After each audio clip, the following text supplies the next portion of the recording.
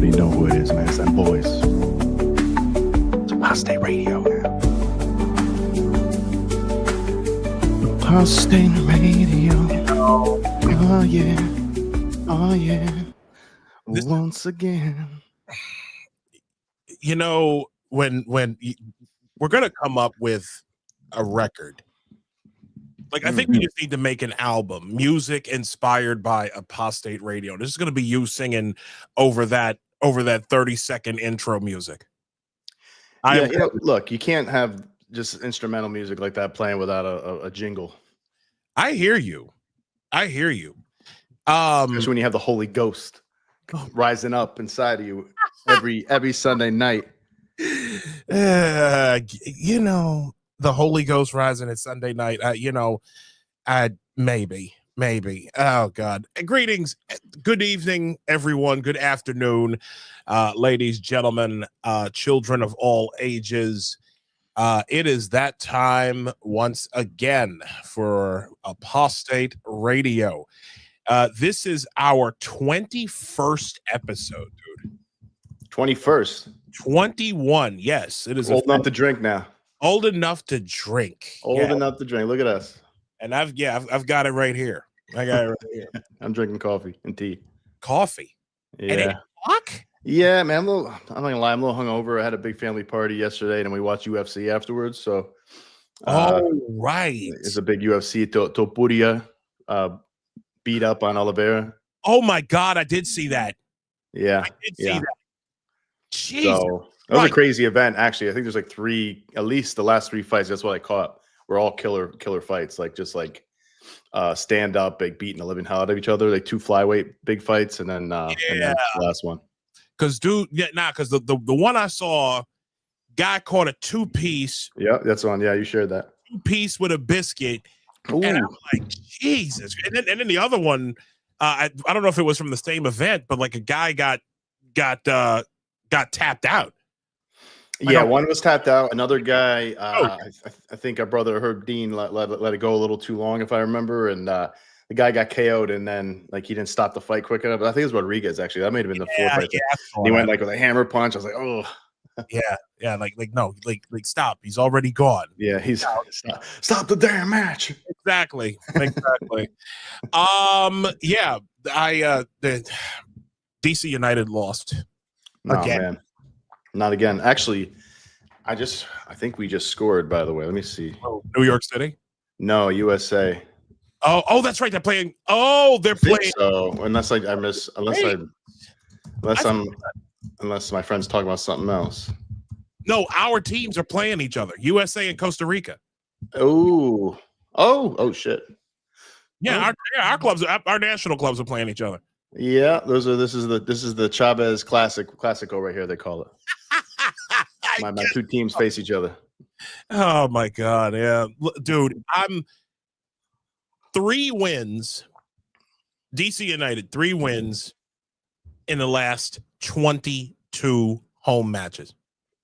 Well, that's not what you want in the beginning of the season. No. You're starting at the beginning of the season there. Yeah, that's not one of your goals. No. I'm one of those seasons, man. Oh my God. It's like, honestly, one of the things, and I know we're not a soccer podcast, obviously, but we're two guys that like soccer. The one, honestly, at this point,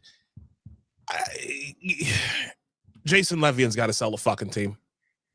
I'm sick of looking at him. I'm sick of looking at this same. It's like fucking Groundhog Day. Listening, just watch sell the team, man. Do it. You're only worth $190 million. Sell a fucking team and actually have some money to your goddamn name, Jason Levian.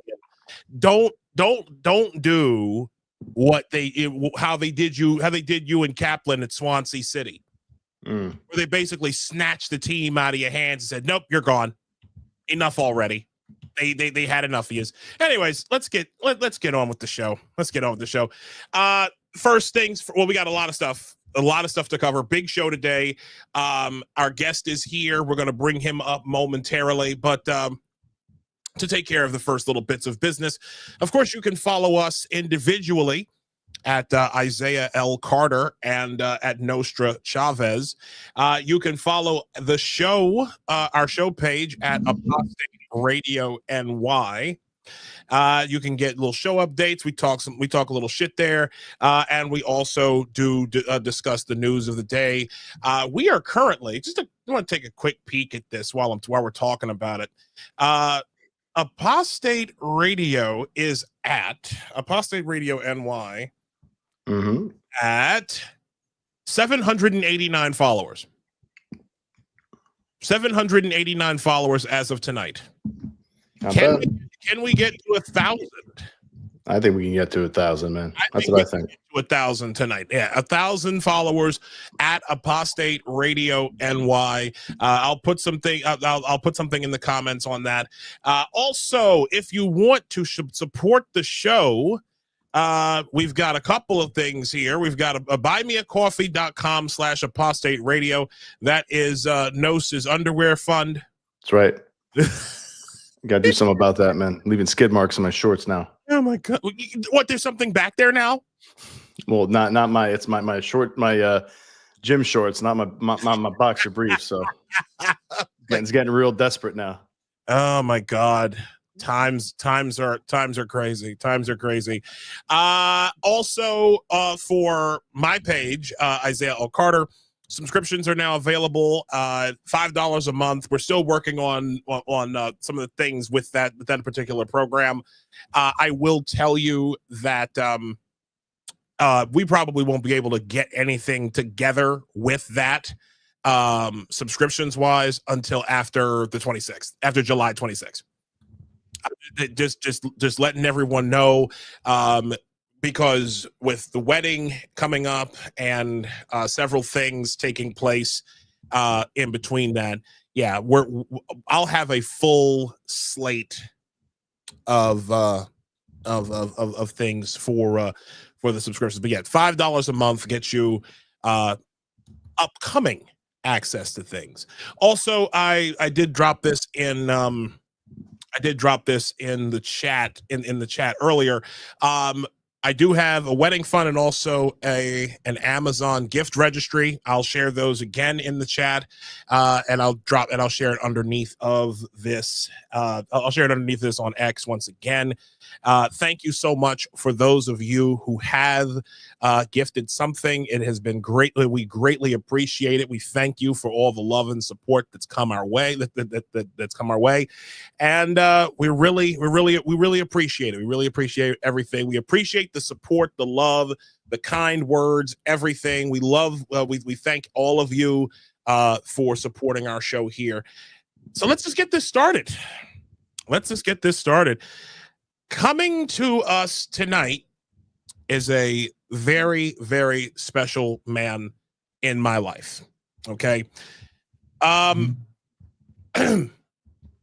began my, apostate journey in 2021. It's when I first started noticing that things were different. As all of you know, I'd been a faithful Democrat since 2009, and there's so much evidence of that on Twitter 1.0 and now X and all that, right? 2021 was the first year that I suffered personally for my noticing. In June of 2021, lost my account for 119 days, and all because I would not call a man a woman. However, I was not even close to being the first person who that happened to, and I certainly wasn't the last. The person who our guest tonight is one of the very first people who noticed something was wrong, something was fundamentally wrong with the Democrat Party. He noticed the latent cultism that was coming up in the party. He saw what was happening one night about 10 years ago, changed his life and the trajectory of his politics forever.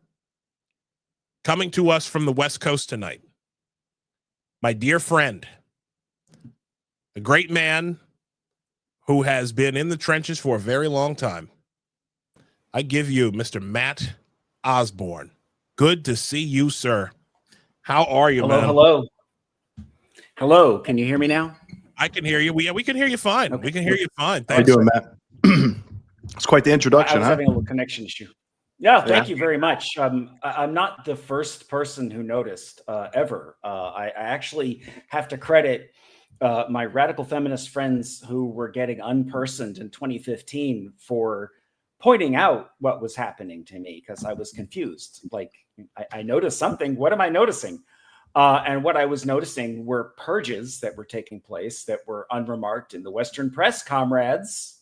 And anyone who objected to the gender woo basically was being shown the door. And some of your most famous liberals out there were part of this.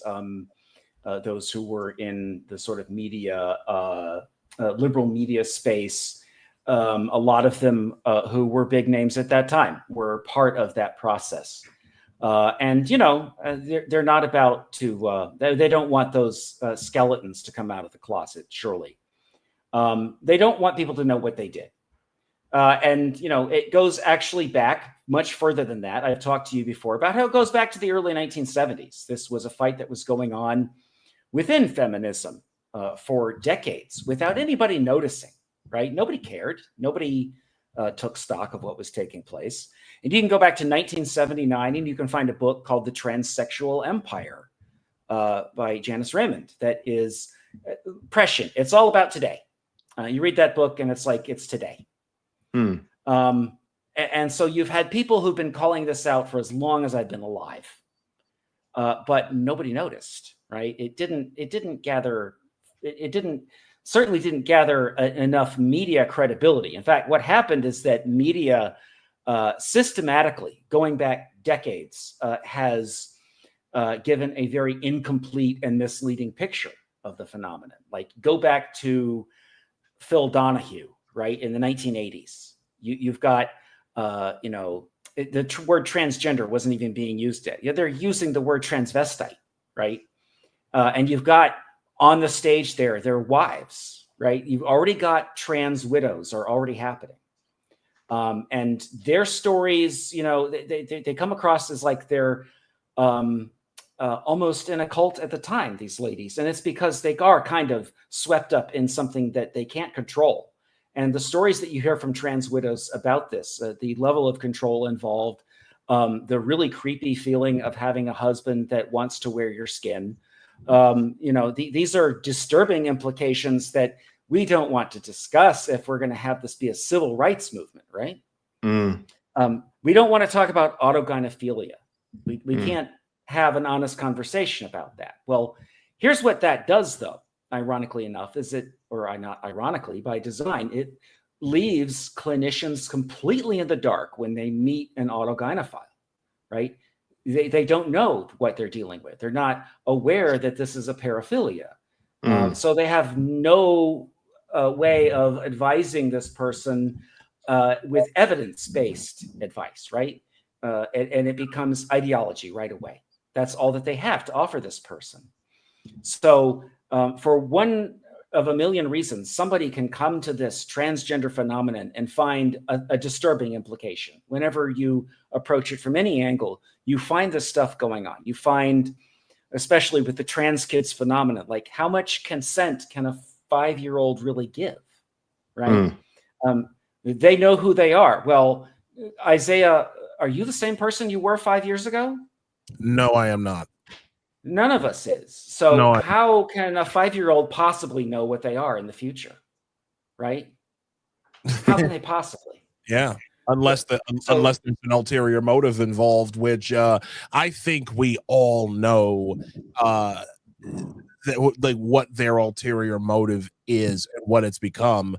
It's become so evident over the last several years that the reason why they're so obsessed. This cult has been so obsessed with the notion of children being able to consent to something as cockamamie and clearly from the mind of an adult that is trans, that because they eventually want this child to be able to consent to sexual activity with adults. And there is an element of that, yes. Oh God. I personally think, I mean, a lot of people have said, well, there's this element of wanting to induce mental illness on the child, which I do believe. I mean, like you see it in, I remember reading that drag pedagogy paper by the drag queen Little Miss Hot Mess. I don't remember that asshole's real name, but I remember reading it. I'm thinking to myself, they really, really want to induce induce mental illness. They want to rip a child's grip on, like, already tenuous grip on reality. They want to rip it away from the child before they even get a chance to let it sink in. And so let me clue you in on a couple of things. Okay. Yes, sir. Paraphilias run together, you may know. For example, sadism and masochism run together. That's why you get sadomasochism. Yes. Pedophilia actually is not like one of the big things that runs current with autogynephilia. It's on there, but it's down the list. Much higher up on the list is masochism, right? Yeah. And so there's a certain amount of sadism involved, right? We want to break the child early so that we have them break the gender binary and we break society, right? We are sticking it to the straights. There's an element of that. But what's really driving it, and it was identified by Ray Blanchard when he first came up with the term autogynephilia at the end of the 1980s. He was working with AGPs, and he was the first to come up with a topology of them. And one of the things that he said is that they always want to imagine or reimagine their childhood as having been this way, that they were always like this, which is something religious converts do, by the way, is they reimagine the past as a path to their conversion. So what autogynephiles were doing even in 1989, when he was, writing these ideas down, they were already projecting on the children. You've got gender non-conforming children. That's a real thing, right? But that's a very different thing from like Jazz Jennings. What does Jazz Jennings have in common with Rachel Levin or Leah Thomas? Nothing. Has absolutely nothing in common. Childhood gender dysphoria is very, very different from adult onset gender dysphoria. And that distinction has been blurred continuously by the activism because the autogynephilic man wants the trans child to exist to explain himself. So he doesn't have to explain himself as a fetishist. That's what's going on there. So basically what they're doing is they're creating a new set of people, as it were, so that they themselves don't feel alone and feel like freaks. Just as a new kind of man, a socialist man, right? Now we have gender human, right? This is a new type of man. It's a new class of being among us, a new star-bellied sneetch. People don't remember the star-bellied sneetches. We need to bring back that book. I remember them. I read that. Those big yellow ostrich-looking people. I didn't. Things, right? Fact, yes. Yeah, the big bellies. I didn't even. Matt is responsible for putting me onto that book and getting me to read it. Like I'm dead serious. Like once he started talking about star-bellied sneetches, I was like, wait a minute, that sounds familiar. And then I looked up the book. I looked up the Dr. Seuss book, and there it is. And I'm just like, holy smokes! Like this is real stuff. It's yeah. Do you think that's real? Wait till you read Green Eggs and Ham, because that's gonna blow your fucking mind. No, I've read that. I've read that. Oh my God, who hasn't read that? But Starbelly. I'm just kidding, man. Is there a deeper meaning to Starbelly sneetches? I haven't read that in 40 years, maybe? Or No, 35 years? no. Really, it's just remember that the sneeches that have stars on their bellies are special, so the other sneeches get stars put on their bellies, and it becomes a worthless symbol, right? I Because see. it doesn't mean you're special anymore. Everybody's doing it. So eventually, the sneeches just accept that some of us are going to have stars and some of us are not, and it's fine, right? I see. And they otherwise all look the same, right? So it's about superficiality, so that's like I guess, a kind of, or childhood conformity. Right. It's about superficiality and conformity, and it's about authenticity, being yourself. Right. There you go. Yeah. Just be yourself. Okay. Yeah, that's and let people be themselves. Right? That is good advice, unless you're yourself, I guess, is a complete asshole. But you know crazy, Matt, and both of you, like, correct me if I'm wrong here, but didn't we see elements of this during COVID? Like we saw elements of this when people were like with the whole mask wearing thing, where people were like, well, if you wear like you have to wear your mask a certain way, and if you don't wear your mask, you're not one of the good people, even if you'd already had COVID and you were walking around fine, like they were screaming at you in parks to wear a mask, like, because they wanted to know that they were the good people. So if they made as many people wear masks, and then and I remember when the Boston Globe came out with an article that basically nuked their entire narrative of, oh, well, we just want everyone to do this so that we can keep each other safe. People were admitting that all it was were that basically the masks had become their political ideology. Everything that they were doing mask-wise was all about their politics. I remember before COVID, there was a time when you'd get on an airplane and sometimes there'd be someone wearing a mask, right? Like usually an Asian person. That happened. Yeah, sometimes it happened. Right. Especially you'd see that person, maybe they didn't look like they were feeling too good. Right. Yeah. And if you're flying sick, I can see why somebody would want to do that. What happened, you're right, is that something that was used commonly as kind of a way to just affect your own personal hygiene, it got turned into a social hygiene, didn't it? It got turned into a political hygiene. Yeah. Real quick. And and again, like that is something that is a phenomenon I hope we never ever go back to in this country again. It scared me, honestly, because even to this day, there are still people who are trying to bring back that spirit of mask waving, right? Like they're so busy trying to make people identify a certain way. They want people to wear a certain type of mask. There are people like there are people nowadays who are still walking around in KN95s. There are people and I know we're way off the topic of gender and all this, but actually you're good. Oh, okay. Yeah. But it's just that, like, I think COVID was when group identities were forced upon, was the first time that group identities were forced onto Americans, and it took. What are your thoughts on that?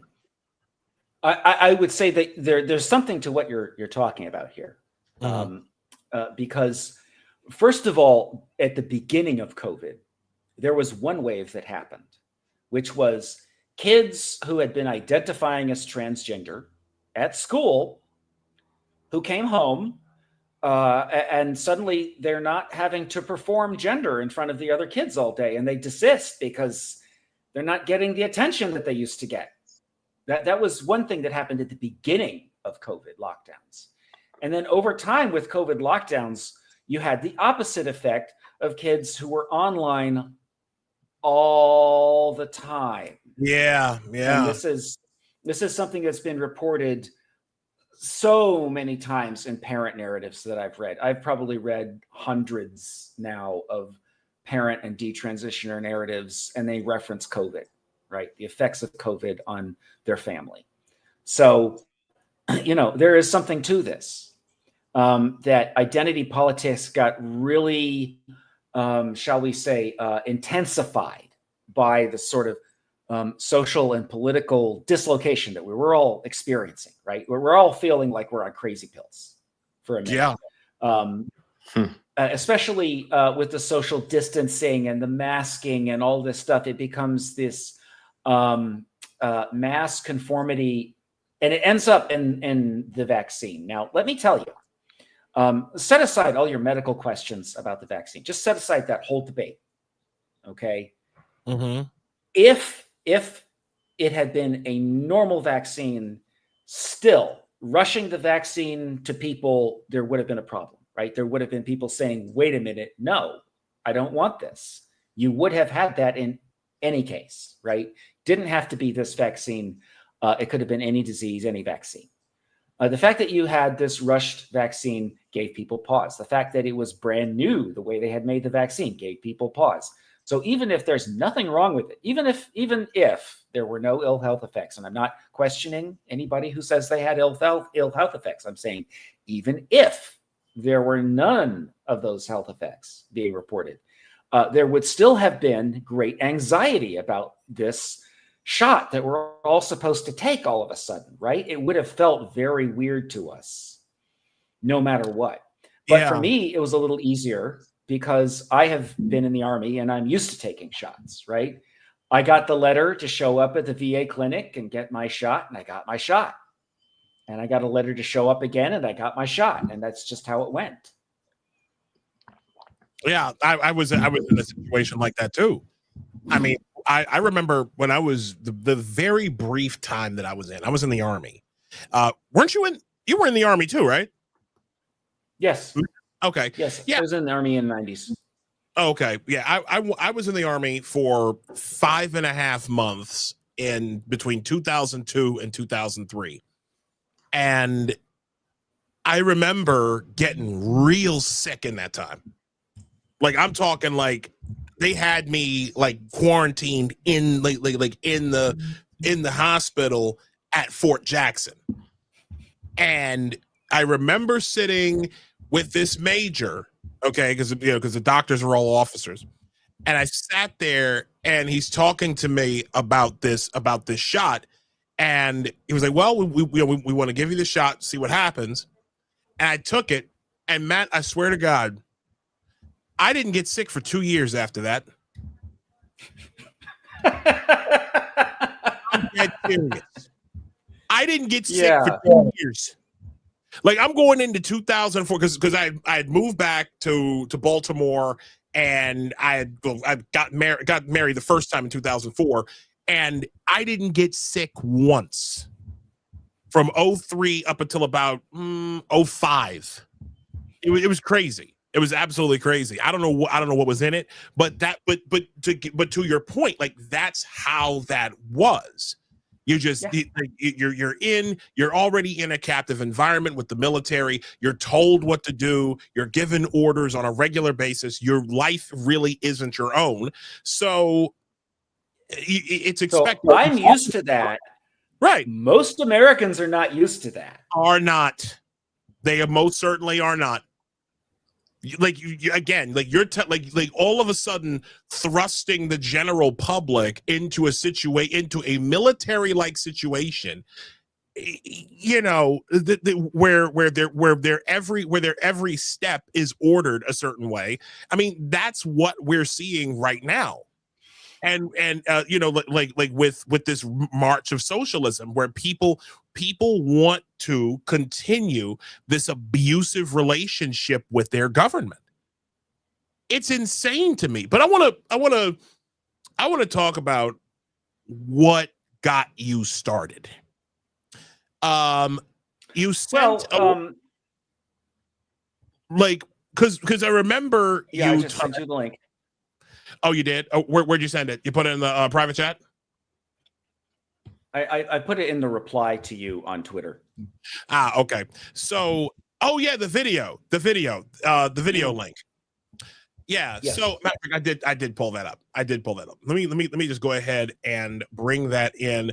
No, so you got any questions for any questions so far?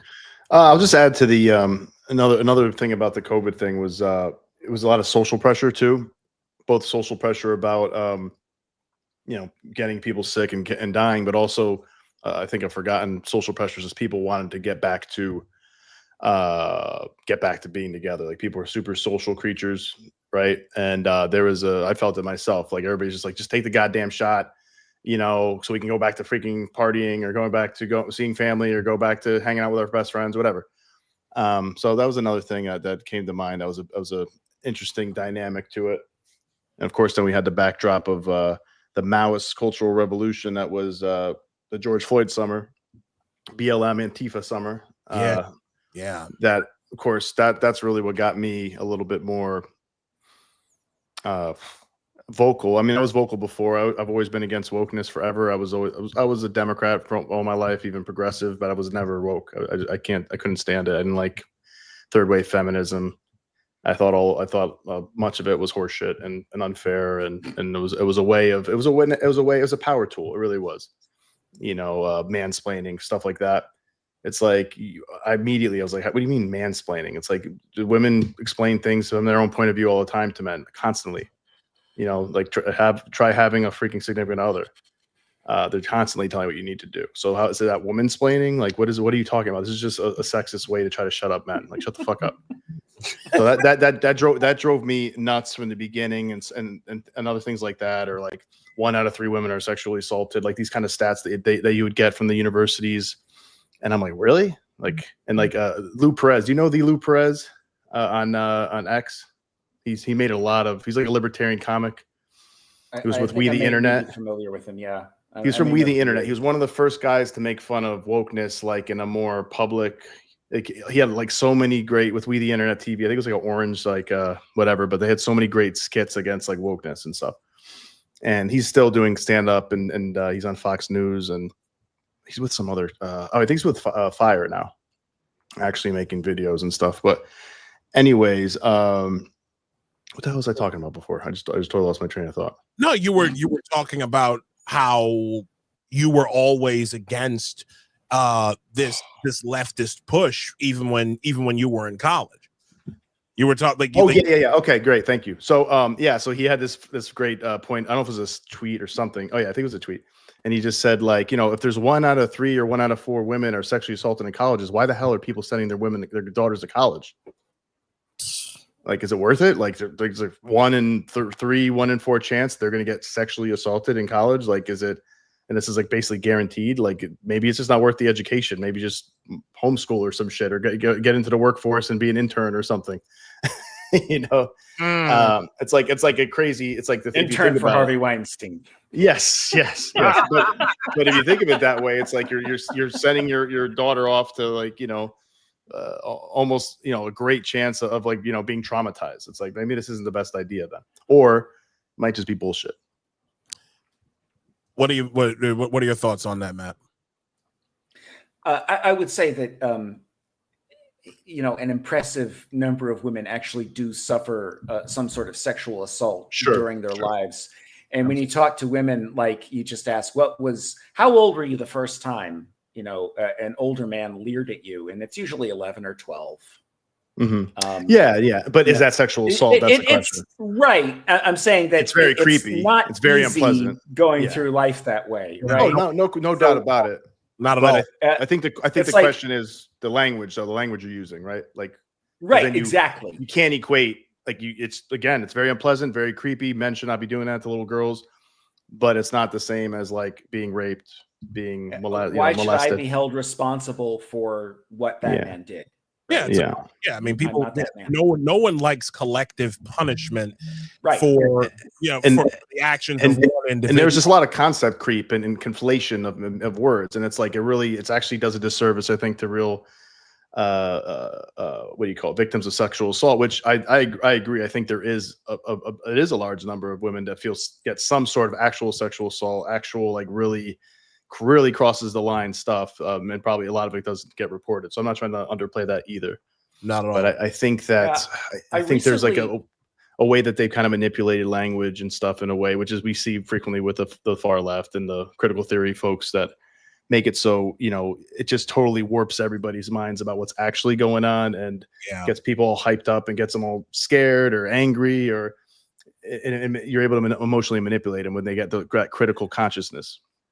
I will tell you that I recently had a radical feminist tell me that she was somewhat disillusioned with radical feminism, and what had piqued her on it was that she was at a radical feminist event and some woman started going on in a speech about how the sperm rapes the egg. Yes, that's exactly the kind of stuff I'm talking about. What? And she's like, that's no, that's too much, right?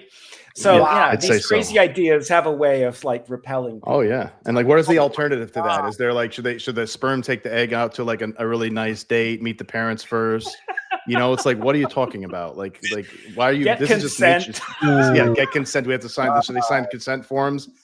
Do we need to have like nanobots there to do this for them? It's just like it's absolutely absurd. And the sad part is, like, if they were just like Tumblr girls, teenagers that are just in their echo chamber yapping, but it's like this comes from like professors and PhDs and stuff, and it's just like that's really not good. That's really not good. It's horrendous. Those are thought leaders. So let's get into this. Let's get into this thing here. A video from several years ago of our friend here, Mr. Matt. This is from last year. This is from last year. Oh, okay. Thank you for the clarification. This is from last year.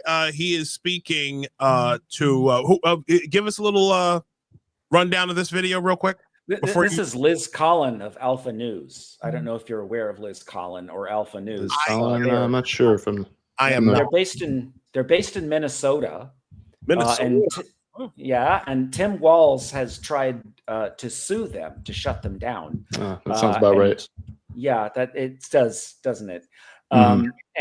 She happened to be interested in a story that I was covering, and after she talked to me, she wanted to interview me instead of that person.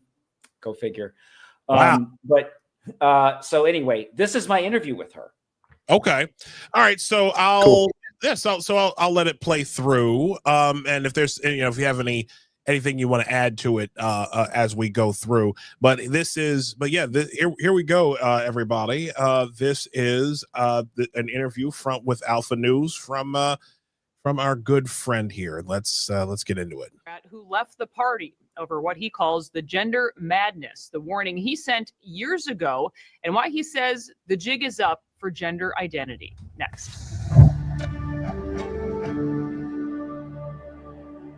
Matt Osborne is my guest. He is an editor for The Distance Mag, a politically homeless shelter from woke and left-right discourse, as they call it. But Matt, good to see you. Thanks for being here. Now, hold on a second. Before I go in, because I got to stop this for a second. You clean up nice there, Matt. You clean up nice. Look at him. He got a haircut, put a little foundation on. Like, come on. You look great, man. You're looking sharp, man. And I'll tell you what, man, you're not the only man that who Isaiah, what he complimented his appearance today, because he did the same thing to me. He said, you need to fix your lighting in your camera because you got a really nice profile. I'm like, wow. I'm like, well, this is is this your way of telling me that I'm extremely sexy? Oh my Isaiah? God. So he's been doing that a lot today. I don't know. There's something. I think our buddy Josh Slocum is rubbing off on him a little bit. Oh God! Oh no! And not in that way, but Oh God! Speaking of Josh Slocum, by the way, I'm looking at live on X, and he's doing a live show as well. And the title of that show is, and I quote, "Fuck New York." So, yeah, I saw that. Shout I'm sure he's got some real nuanced thoughts on that tonight. Our mutual friend Joshua Slocum from the Disaffected podcast. We all love him here. We all know him. We love you, Josh. Yeah. Get it all out, buddy. Yeah, here we go. Hello, Liz. Thank you for having me. Yeah, you write stories about other people, Matt, but I really think it's your own story I'm hoping to focus on here first. In so many ways, I feel like you must be saying I told you so. But take us back to how you got here, a former Democratic operative. Back in 2016, you were ahead of the curve in so many ways and saw the writing on the wall. But what happened? Well, I had seen some of my radical feminist friends suffering already and being unpersoned, losing their jobs in the progressive infrastructure because of their views on gender identity. For example, opposing men and women's sports, men and women's prisons, and so on. So I knew that there was a problem before the first election of Donald Trump. But it was only after the election of Donald Trump that I had an encounter at Netroots Nation in 2018, which is the largest conference of sort of online activists and bloggers in the world. And I was there to talk with people about my work in the Doug Jones campaign the year before. And as I sat down for this panel that was ostensibly about what we were going to do now that Roe v. Wade was in greater danger than it had ever been. And of course, Roe v. Wade was eventually overturned at the Dobbs decision. I sat down at this panel about the future of reproductive rights to discover that the future of reproductive rights was giving hormones and puberty blockers to children. That was the plan. And what I listened to, it took me actually months to just fully process that what I'd been listening to was a plan for fraud, outright fraud, to charge insurance, to charge Medicaid, to medicalize trans identities in youth without telling the parents. And this is something that I have learned as an entire project. And Brett Bowlby's case is a good example of this, that trans identification wants to run roughshod over the rights of parents to even know what's going on. Take us back, though. You're hearing this out loud. I think it's very jarring for people to hear about this, that they're actually saying this out loud. What's going through your mind in that moment? I was thinking to myself, is this fraud that I'm hearing about? Is this a plan for fraud? What exactly do they think connects the reproductive rights fight to this fight? And it was listening to them that I realized they intended to use the sterilizing aspect of trans medicalization to justify it as reproductive freedom, so that, you know, parents don't have to know. And when I realized that, I was shocked.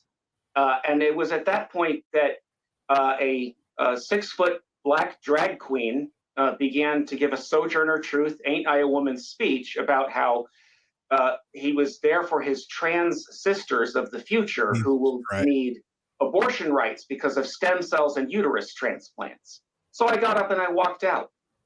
And I spent the next months trying to figure out what to do. I walked away from Democratic Party politics. I was at the height of my powers, having conversations about potentially getting to a 6-figure income, doing what I was doing at that time as an outside operative. And I just said, I have to leave it all behind. I can't stay here. Then I understand, Matt, you have an experience in. That's insane. That story, not to cut off here, but that story never, ever ceases to amaze me. How you come in with a plan. You figure, oh, well, this is just a routine thing. You were already like, you hadn't changed. You were still in the same frame of political, like you were still in your right mind politically, or so you thought. You come to a place where you'd been already, and then all of a sudden you get an impromptu drag show from a dude who's probably from a black dude who's bigger than me. Taller. No, well, you said 6 foot. I'm 6'3". I'm big motherfucker. Unless he was taller than I am, because you're taller than I am, right? No, I'm 5'9".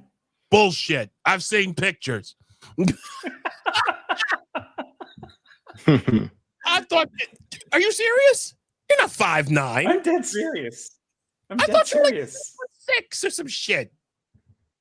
Oh no, I'm not basketball height. No, this dude was pretty tall though. He's probably about 6'4". Oh God. Okay, so he was a little taller than me, but so like, just if you could elaborate on that a little bit, like how, like what exactly, what kind of mindset did you have enter like as that was going on?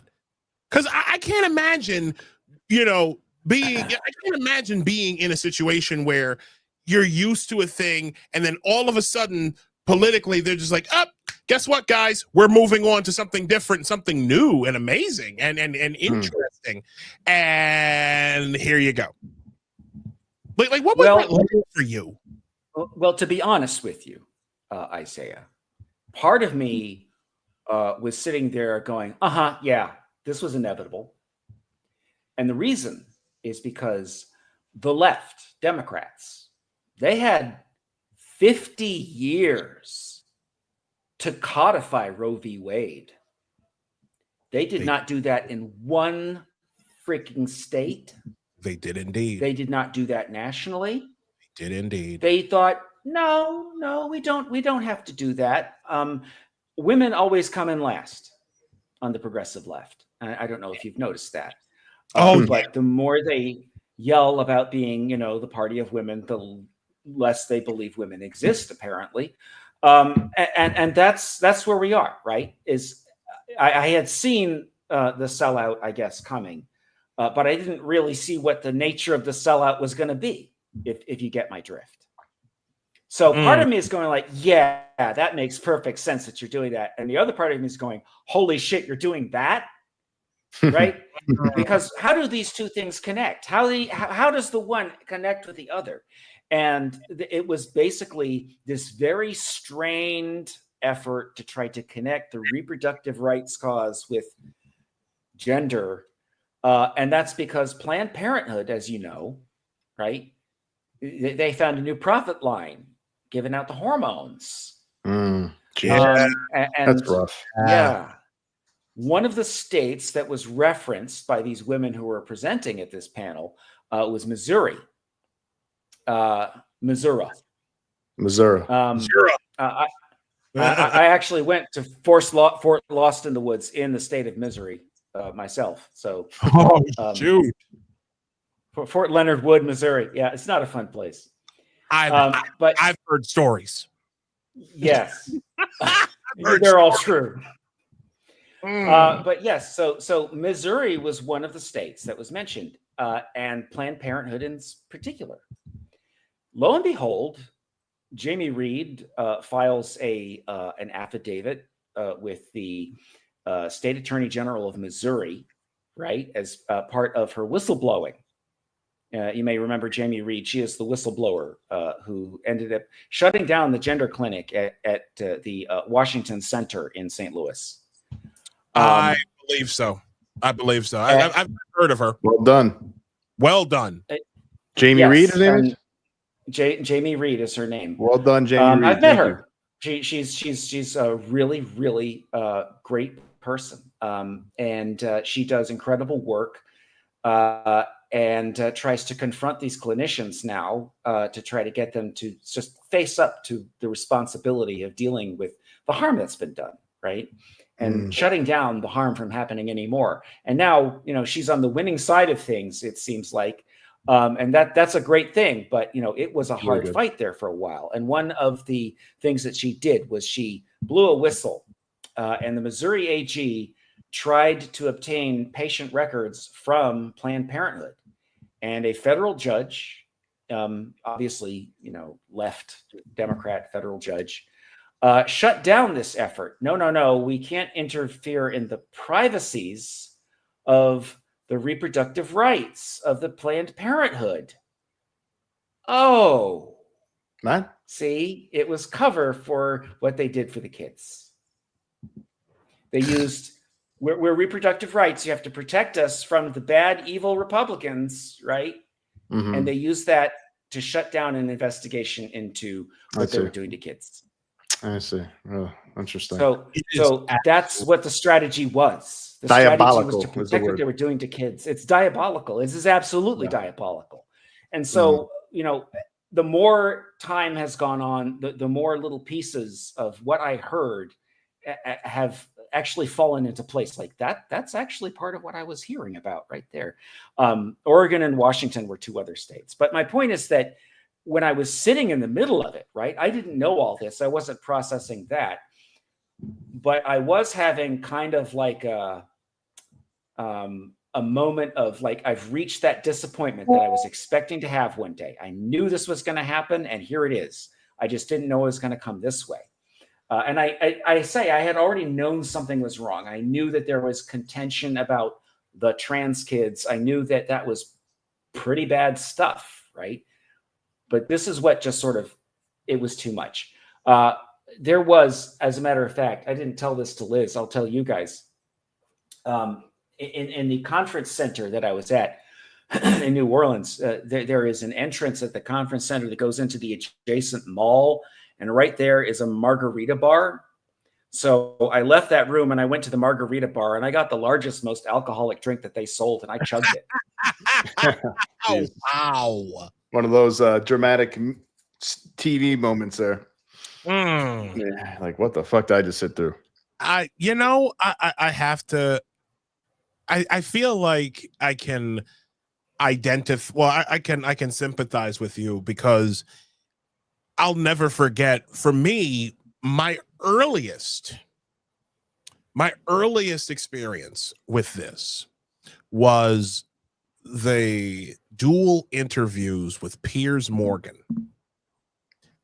The one that he did with Janet Mock, where the first interview seemed to go fine, and it was like a regular introduction to someone who clearly had something, like had gender dysphoria or whatever, and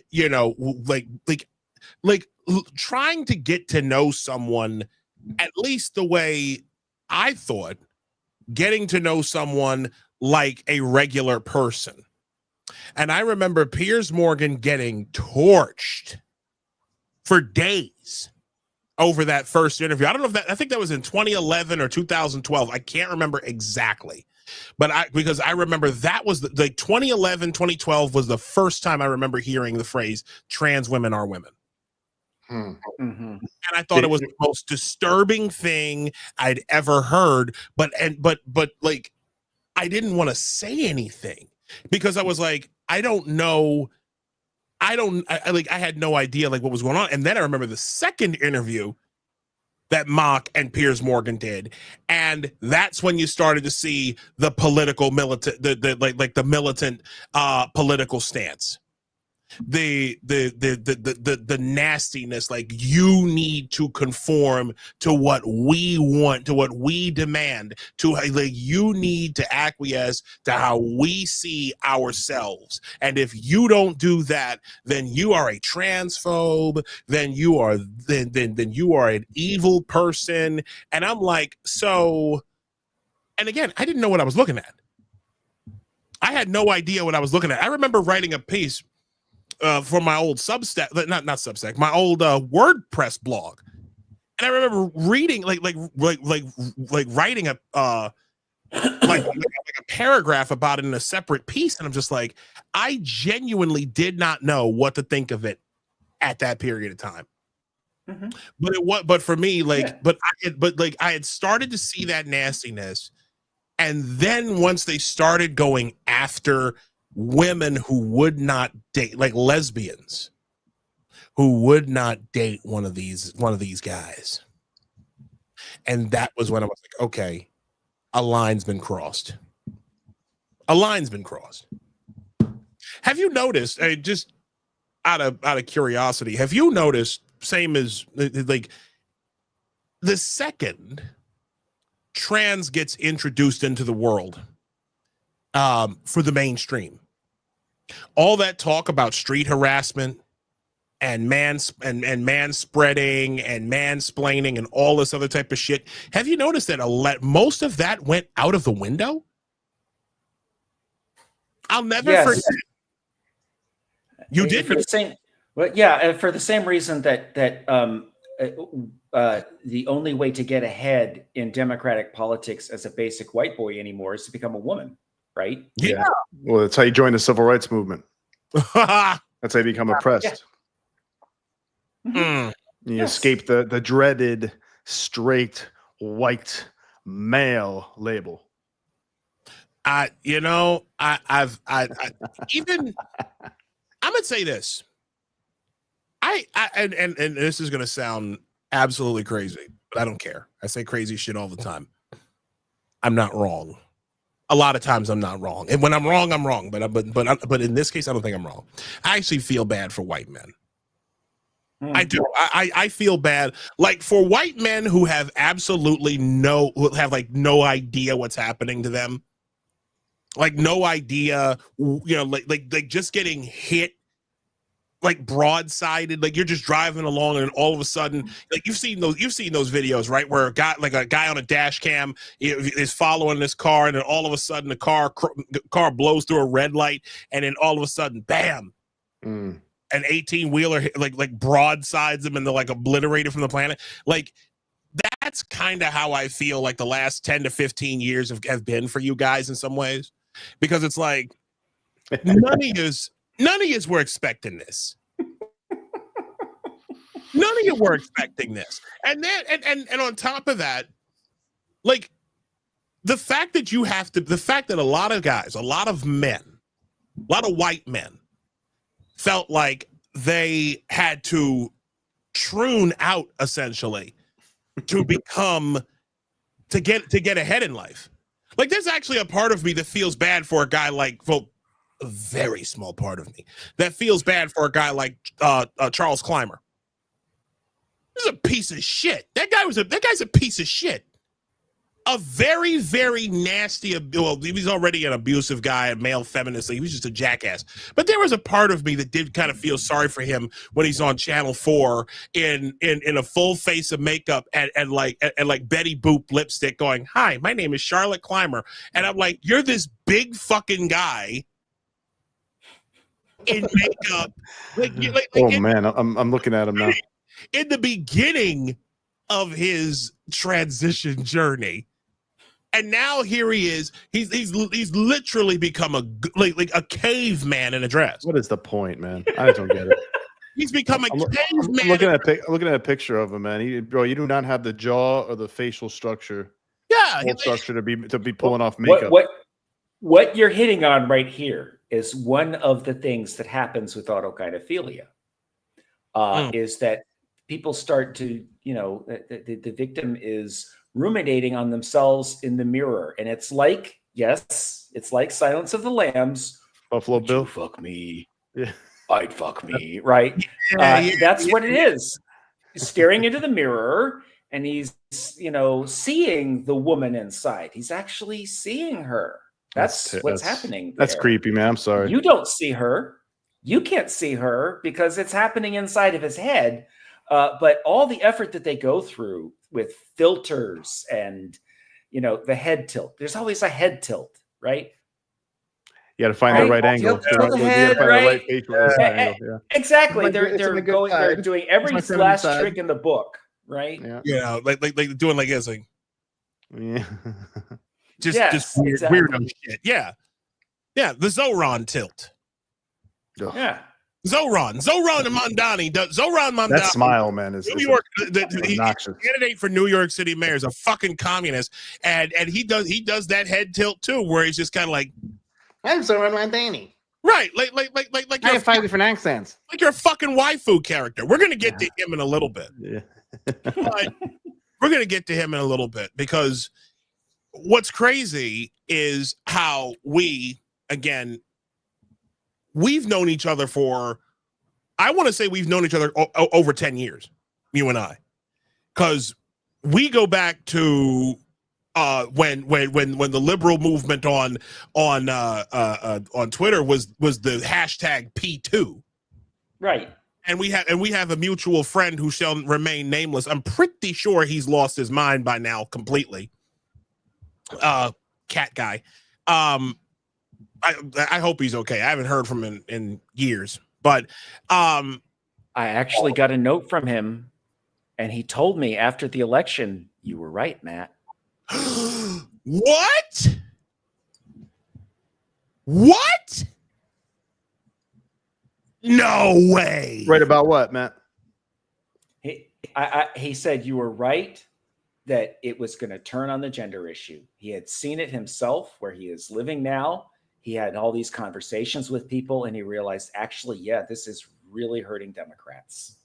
It's funny. It's really funny because Democrats in the legacy media will not admit that. Like they'll talk about it like for a second, like, yeah, there's a gender thing. Like, they do it very quickly if they ever talk about it. But it's like, I'm like, no, this is like one of the main things because you were just totally defying something as fundamental as biological sex, totally in defiance of reality. And you're like basically trying to coerce people that they have to believe in you. And of course, you're going after children. So, and it's not just like make believe. It's also like, and also we're going to do like sterilization through puberty blockers and hormones and or castration and or cutting off your breast. So, how could that not just make a lot of people be like, I don't think so. I don't think I can be part of this anymore. But they won't admit it. They don't really admit it. They think the messaging was wrong. They say vaguely, or they say they need their own Joe Rogan. They had Joe Rogan. Joe Rogan's a liberal. Joe Rogan's a progressive in a lot of ways. Exactly. You had him. There's no self-awareness, no attachment to reality anymore from these people. They're continuously retreating in their bubbles, their blue sky bubbles, their Threads bubbles, wherever the hell they're at, and they're getting crazier and crazier. And I feel bad. I feel bad for them, man. And they're never going to recover. They're never going to recover until they start. Well, what you actually see, bit, accepting. And I just wrote about this. It's in my pinned tweet today. By the way, is that they're going through the stages of grief. You can classify each reaction that you see as one of the 5 stages of grief. You have, first of all, denial, right? There are some who are stuck in denial, and some people stay stuck in denial. And then there are some who get very angry, right? That they're angry at Andrew Sullivan over there on Blue Sky because he said that you have to adapt to the real world. No, we hate Andrew Sullivan now. So anger, that's a reaction. And then the bargaining of Brianna Wu or Timmy McBride, Sarah McBride, as he calls himself now, going on Ezra Klein's podcast last week. That's the bargaining phase where he's saying, well, maybe we can still get some of what we want, or we just have to get there more slowly than we wanted to get there. He isn't really changing the goals, but he's trying to bargain for something, right? To salvage something from the wreckage. And then you have certain amount of depression that is out there. People are like, oh no, it's all going wrong. It's all going south. And you have some people who, like Sullivan, have reached acceptance and are trying to help other people reach acceptance. I don't know if you saw today, but Helen Lewis at The Atlantic just wrote a piece that's fabulous. That's just basically liberals have got to admit that the science of the trans child is, bunk. It's been revealed as bunk. They're not going to do it. And they're not going to do it. Some of them are not. Some of them are going to get stuck. Some of them are definitely not. Yeah, some of them are definitely never going to go with it. I'm going to say this. I still remember, and I will find the clip of the video for this of Helen Joyce saying that some people on the left will never ever, they will go down with the ship. Yeah. On this issue, because to admit they were wrong, to admit that they actually participated in the mutilation and sterilization of the next generation. Like, you did this to kids. Can't acknowledge it. You committed this barbarism, both physical and mental mutilation of children. And you did this, and you did wrong. And the second you turn around and face that wrong, they might end up jumping off a bridge. I'm dead serious. Especially if they did it to their own children. That's how. And think about it. They did it to their own children, man. Which is a lot of mothers, man. Especially. Think of. There's no going back for a Jeanette Jennings. There's no going back. No. Think of seriously. Think of the way in which these people have been advancing their movement. Okay? They go in and the first thing they say is that you must adhere. The gender cult, these people go in and they're like, if you do not adhere to our standards, which is obey my pronouns, obey my current name, and basically worship me wherever I go, or I'm going to unalive myself. And they're 20 times more likely to unalive themselves after the gender affirming care anyways. Isn't that right, Matt? Right. Something like that. Exactly. So now that's one test result. Yeah. Yes. Yeah. So here we go. Mia told us that. I think Mia taught me that one. Mia Hughes. You know Mia, right? Yeah. From Gen Spec. She's great. Yeah. Shout to Mia Hughes. Shout out to Mia Hughes. Keep it going. Keep the fight going. We love you, girl. We mean that. We love you. You'll never walk alone. That's right. Seriously. No. So then, right, they've been threatening, unaliving, self-unaliving, self-deletion, whatever you want to call it, because, the algorithms on this thing, they don't like, you can't say suicide or whatever. They get to a place where if they ever admitted, think all this time that they've been threatening, if you don't do these things, these kids are going to kill themselves. And then you finally reach a point where you have to see the horrors that you committed, the horrors that you visited upon kids. To face that monster, and to know that the monster is you, oh yeah. It'll become a projection real quick. Imagine somebody, forced to admit to themselves that Trump was right about this while they were wrong this whole time. Imagine the psychic scarring that would take place, the ego wounding that person would have to go through, right? So it's tough. They can't even acknowledge it. Right. There are incentives against it. Yeah. I say that intentionally because we saw a little bit of that. There was an episode. There was an interview of TMZ, the TMZ interview, like Harvey Levin and the other guys. They were interviewing D.L. Hughley. D.L. Hughley is one of the original kings of comedy. Was him and Steve Harvey and the late great, the immortal Bernie Mac. And he was part of that crew, right? He was part of that crew, and the way in which he went off on one of the journalists asking him questions. These people are stuck in this bubble of derangement about Trump that they cannot bring themselves to admit anything. I deal with this. I deal with it personally. I've got people who are still saying like that Trump is the most evil president and 34 like he's a felon, a 34-time felon, and I'm like, y'all aren't even curious remotely about how those charges actually came about. Y'all aren't curious about this. Everything. Y'all aren't even curious about how the opposite effect is true, where when people are cheating, like if you're in a relationship, you're in a committed relationship, and if a person and if your partner, your significant other cheats on you, the first thing most people think of is, well, what else are they cheating on? What else are they lying to me about, right?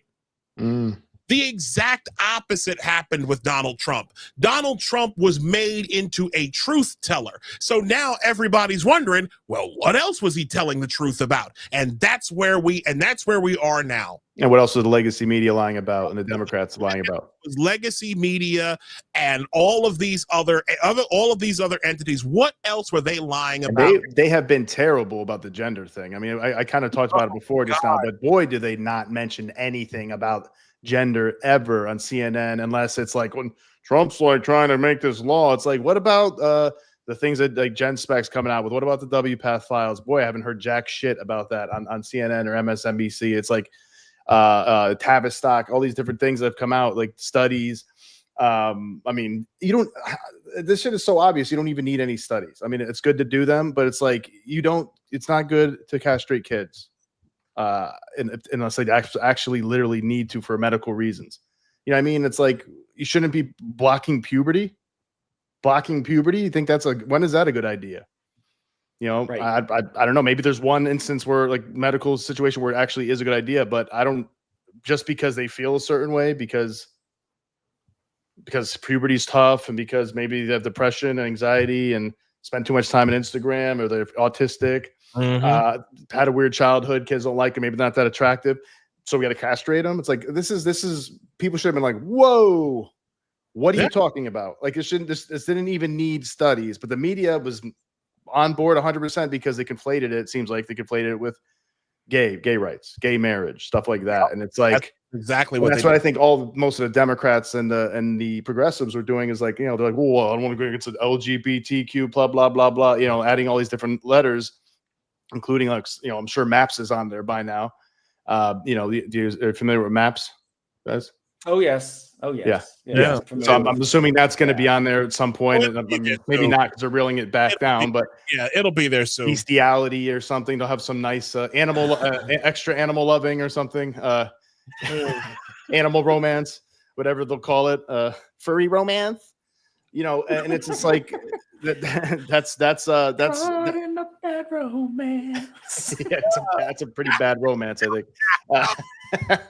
Well, no, well, yeah. you know, but just to get back to bring it back, it's like the media has been so it drives me crazy. I don't trust them at all anymore. It's like there should be so many investigative reports that should have happened like 15 years ago, at least 10, 15 years ago, at least. I'll be like, what the hell are they doing in this clinic? What are they doing in teaching in schools? This is crazy. But no, they're just like, oh, this isn't happening. This isn't happening. This is about inclusion. They were putting nuts, guys, they were putting parents on FBI domestic terror watch lists. The guns of the government, the guns of the federal government were being turned against its own citizens, and we don't even realize it. There is a reason, and I said this last week, Matt, and I want to just put this out there because I want to get to your piece. I said this. One of the reasons why I am so glad that that Pete Hegseth, the current SecDef, I am so glad that he and everyone else in the Trump administration were like, we have to get the trans out of the trans and all this other foolishness. We have to get it out of the military. And here's the thing. They can say that, you know, we can talk about how it's a mental illness, which it is. Okay, we can talk about how it's a moral perversion, which it is. I would say that trans is really a gateway into communism, and that's really the angle where I'm going with this. Gender communism, yes, gender communism. Yeah, you have gay race, gender communism. Hear me out on this a second. Tell me if this sounds crazy or not. Gay ass communists. Go ahead. Saw plenty of those today. Well, I'm gonna show you some video of that. the shit that went on today at in the West Village. Jesus Christ. Anyways, so you have some trans, you know, identifying person who can't go into active duty. You got a wound. You got to keep dilating. That shit closes up on a 30. You really think somebody, you know, in a situation like that where they got to dilate every 5 minutes, you think they'd have been able to carry out a 36-hour a bomb raid? I don't think so. But I tell you what they could do. From the comfort of a base, they could carry out a drone strike on American citizens for saying for not having the correct political opinions. They'd love to do that. Some of those people, let me tell you. I personally believe that that was going to be the next thing in a Kamala Harris presidency or a Tim Walz situation. That was going to be a thing. Is that too far fetched? I mean, I think eventually it could have gotten to that if if we went down the line of the hate speech stuff. You know, I think and and the Democrats were continuing to win this battle, and there was no independent media, could have gone to that. And I don't know about the first administration, Kamala administration, but eventually you might have got to that. I genuinely believe, at least arrests for sure. I know I can't prove it. I can't prove any of this, but the stuff that's been coming out of late, the fact that we've had so many trans identifying mass shooters, the fact that we've had so many and that the media is covering this stuff up. Okay. These people are more unhinged than normal.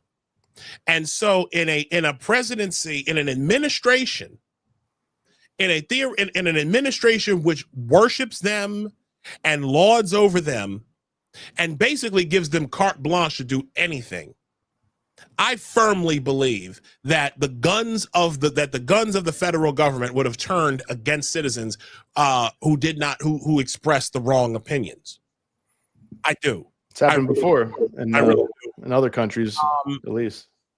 I want to get to Matt's piece here, because our friend has a fantastic piece that he wrote. I will actually share the link if that's okay. I will share the link in the chat. This is matter of fact. Yeah, I want to talk about this, and then we'll get to the Supreme Court decision. Okay. This is hold on, I gotta do this. Is this the grieving Skirmetti? No. I think it is. Hold on, let me just. An adult movement processes the loss of their trans child. No, that's my piece up at the distance today. But the piece he's talking about is my piece on Donald Trump. That is correct. Okay, how he's not ideological. Yeah. Well, that's I think that's pretty clear.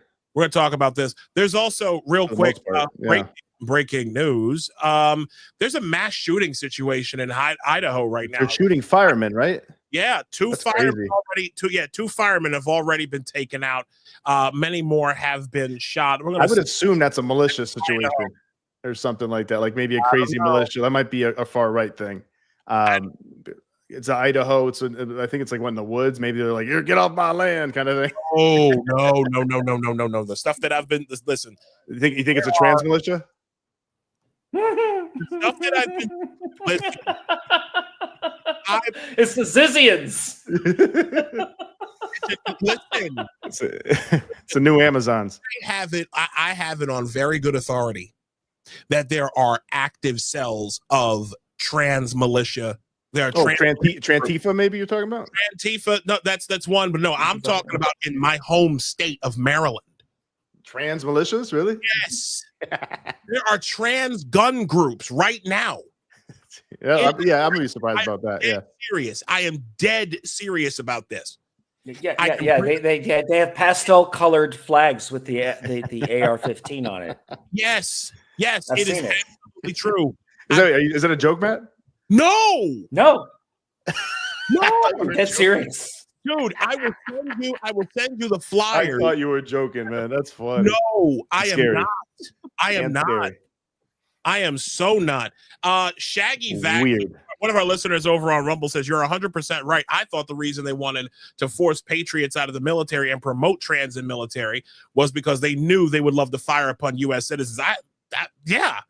It makes total sense. But let's get to this here. I want to talk about, because this is Matt. This is one of your more brilliant. This is like one of your best pieces right here, my friend. I really do mean this. Donald Trump is not ideological, and his enemies fail by enacting their ideology against him. And I didn't mark where I wanted to. How's that for an image? No kings? Oh my God, super freaking. No king, no thrones, no crowns, no kings. But you got a progress pride flag flying over you. The balls.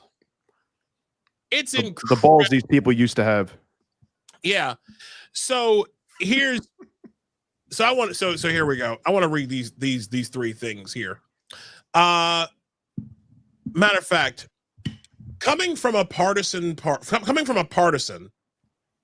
whose party just lost a presidential election by putting forward a party nominee who had never passed a party primary. This no kings stuff is rich. So rich that even a king like Croesus could not afford it. Democrats told Americans to vote for Kamala Harris because she was simply so awesome that she deserved to be a queen, a girl boss. Voters gave Donald Trump a popular majority and a resounding electoral college victory instead. Democrats need to knock the stupidity off before they make Trump an actual king. I defy anyone to show me examples of Trump waxing rhapsodical about the lost glories of feudal monarchy. He admires strong men, to be sure, and he is friends with monarchs like King Salman of Saudi Arabia, yes. To date, Trump has never uttered a word about his pending coronation. However, let alone appointed an heir to the throne he has not claimed. If Democrats and their media surrogates told me that Trump had nefarious designs to build a professional wrestling ring on the White House lawn and hold a monster truck rally in Lafayette Park, I would find them a lot more believable than Trump, the would-be king. Those are just a couple bits of the wonderful stuff here. But the gist of that piece is, because Donald Trump is not bound by any type of ideology besides America first, okay, whatever he feels, whatever is best for America and in the best interest of the United States, I would argue that is his ideology. But because he does not fall into a static ideology like Democrats have, or even Republicans have at this point, because I'm talking about uniparty establishment Republicans, like people who like Republicans you can't really tell, like Republicans who are basically in name only. And you can't really tell them apart from Democrats based on how they vote, Thomas Massey. But what was what was some of your, we're going to go through more of your piece, but what was some of the, what led you to write that? And what are you seeing out here that inspired that piece? Well, really, it's in the end of the piece. You read about Stephen Myron, who is the man behind Donald Trump's tariff plans. And that's a whole controversy, which I cannot, we'll be here for an hour if we explain exactly what the economic theory is. But it basically goes like this. We have the dollar, right? The American dollar is the world's reserve currency. Yes. Right. Now, ordinarily, what happens is that when you have a regular currency flows, because one of the two currencies is not the reserve currency, the result of the trade deficit equals out as currency rates alter. In other words, trade deficits disappear because currency rates fluctuate. And because we have the world's reserve currency, that doesn't happen for us. That's why we've had trade deficits running back since 1980, I think it is. Monthly trade deficits, month after month after month. I think there's been 1 month that we didn't have a trade deficit since I was a kid. And this is why. It's because we have the world's reserve currency. Now, there are advantages to having the reserve currency. You don't want to not be the world's reserve currency. But how do you change the conditions of being the world's reserve currency so that Americans don't get hammered? American manufacturing jobs aren't being hammered by this unequal arrangement that you have with places like China that results from this arrangement as it's been. And one of the things that you should look for, as I pointed out in the piece, the primary number, by the metric by which we can see whether it's succeeding or not, is the value of the dollar. And we've seen the value of the dollar weaken just about 6%. And that's exactly what Stephen Myron said would happen. He also said that the whole thing would start out with these tariffs being very high, and that was an opening bargaining position that would bring it down. And that what's going to happen is you're going to get most of the bite of the inflation that comes from the tariffs on China is going to be eaten in China. And that turns out to be happening again. It happened in 2018. And he says it's happening again, and it appears to be happening again. Like, we're not seeing a huge economic, tsunami. So where did this idea come from, right? Stephen Myron had this idea. Maybe it works, maybe it doesn't, whatever. The point is, where did it come from? And it's not from a left or right ideology. It's not from, some sort of institute with a saw to grind or an axe to grind or something like that. It's a man, Stephen Myron, looking at numbers and saying, this is something we haven't tried and this might work. And it's not ideological. So when you talk about Donald Trump and you say, who is running his economic policy right now? There are industrialists around him, and the inside baseball of Trump land is who's in and who's out, and Musk is out and Thiel is in, or whatever, and the one name that seems to be at the top of the list right now is Stephen Myron. He seems to be at the top of Trump's list. Well, why? It's because he has this idea of how to, affect a change to America's place in the global economy, something that improves conditions for American workers. And it doesn't come from ideology. It comes from numbers. And that's the man Trump has turned to, not some sort of ideological thing. And we've had years now of he's a Nazi. He's a this, he's a that, he's an istophobe, right? And it's all this ideology, and it's coming from people who are ideological. And that's why they keep losing 100%. to him, is they keep trying to attack him with ideology. That nobody buys anymore. Exactly. Right. It's like the old Biggie Smalls. It's like the line in the old Biggie song. He's a slut. He's a hoe. He's a got a different girl every day of the week. It's like, cool when I try to break a rush on you. I had to let you know that I got a crush on you. I got to finish it, bro. Right, but it's the same. But think of that, right? Like, this is the same stuff that we've been hearing a year in, day in. Not just year in, year out, not just month out, not just week out, week in, week out. It's day after day.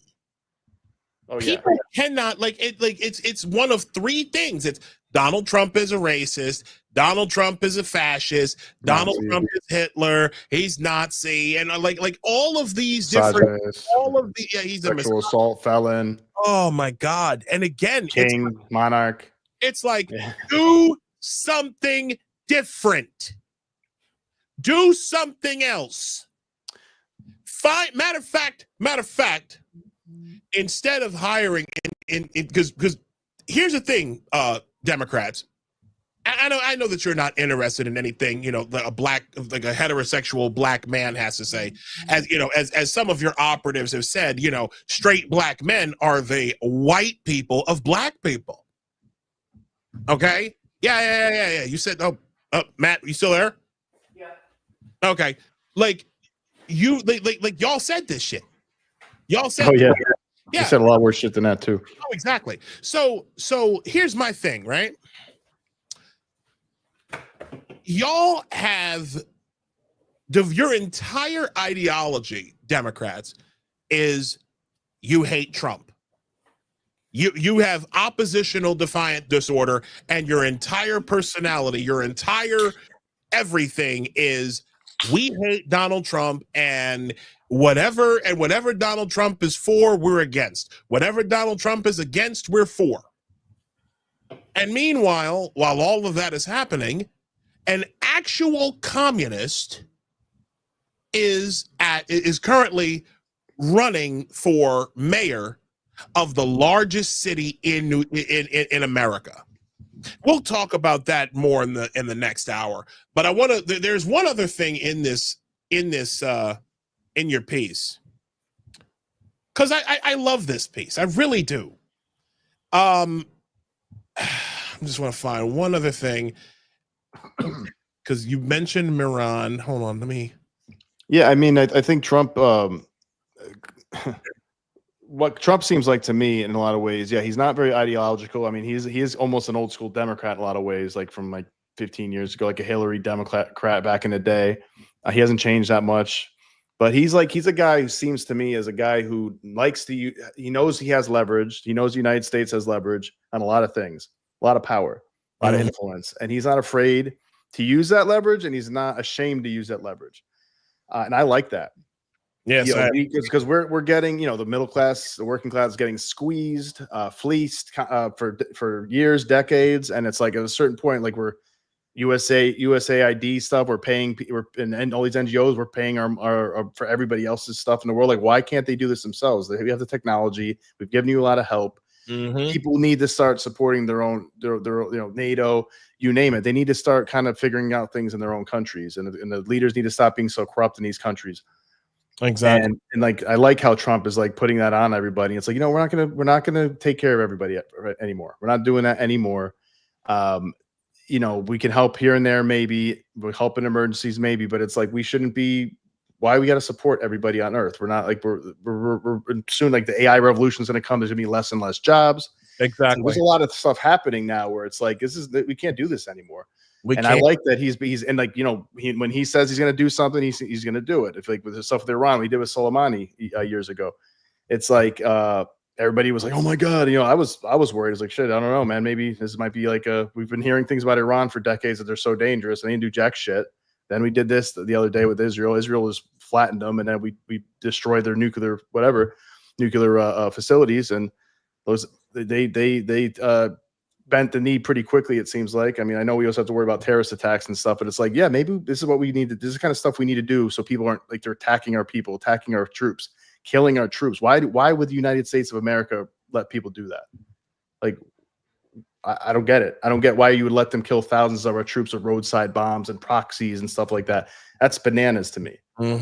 Like, and it's coming from that regime. That they're letting you do that. It's like, what if that was your kid? Like it shouldn't even matter. It should be, these are American troops. These are an extension of our American family. Do not do things like that, or you're going to pay for it severely. Here's another portion of, and this is really like the heart of this piece that he wrote.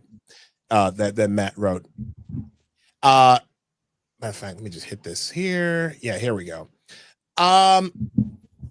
Here we go. When it is a happy coincidence for Trump that he shares a birthday with the United States Army, because it makes his partisan enemies talk like idiots.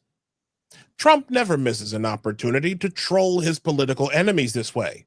If the Army parade falls on his birthday, he will gladly make it a big one, just to own the libs.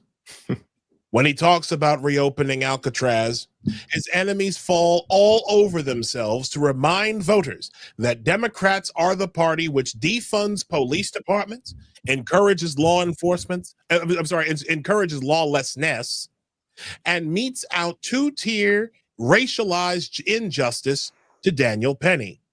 The libs own themselves. Yep. When Trump announces a 30-day surge of ICE deportations, his enemies trip over one another to remind voters that Democrats are the party which defends due process for undocumented aliens. The libs own themselves.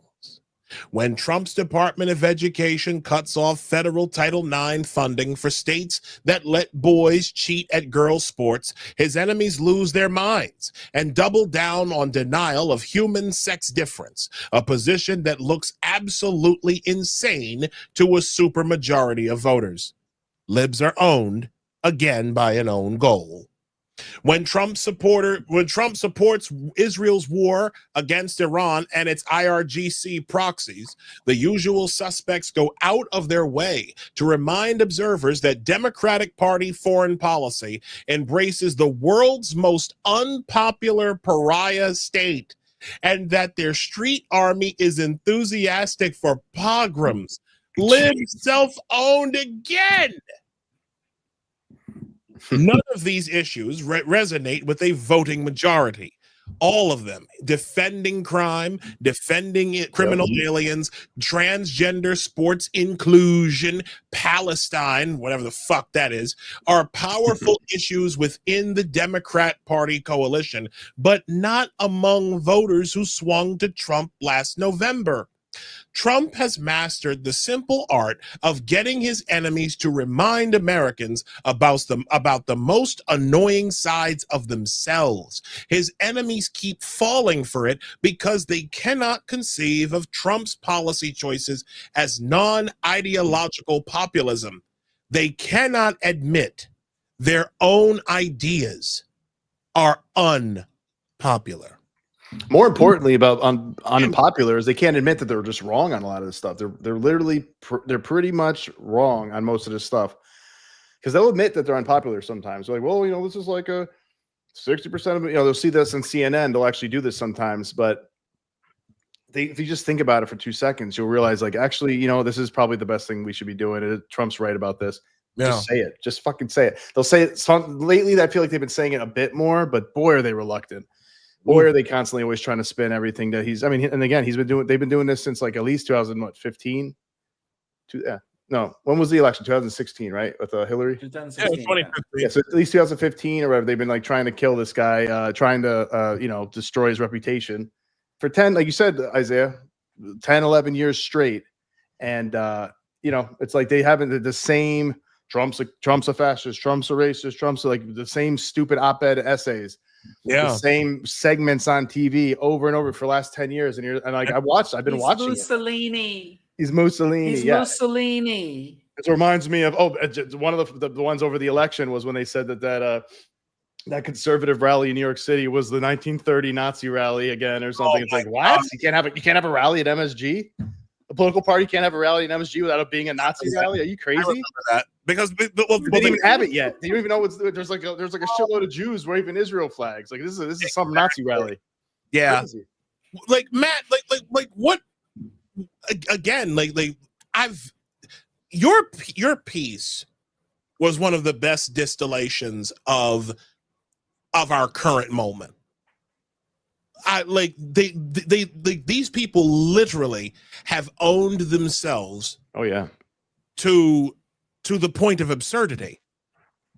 I mean, oh my God. I don't even know what to ask you, because we've all seen the same shit, right? Like we have literally been walking very similar paths. So what do you what caused you to write that? To see, because again, this piece reminded me really of how prolific a writer you are. What were you seeing in that moment? Well, like I mentioned with Stephen Myron, it was, the one thing on top of the other. And I think probably the Army birthday thing probably is what torched it, right?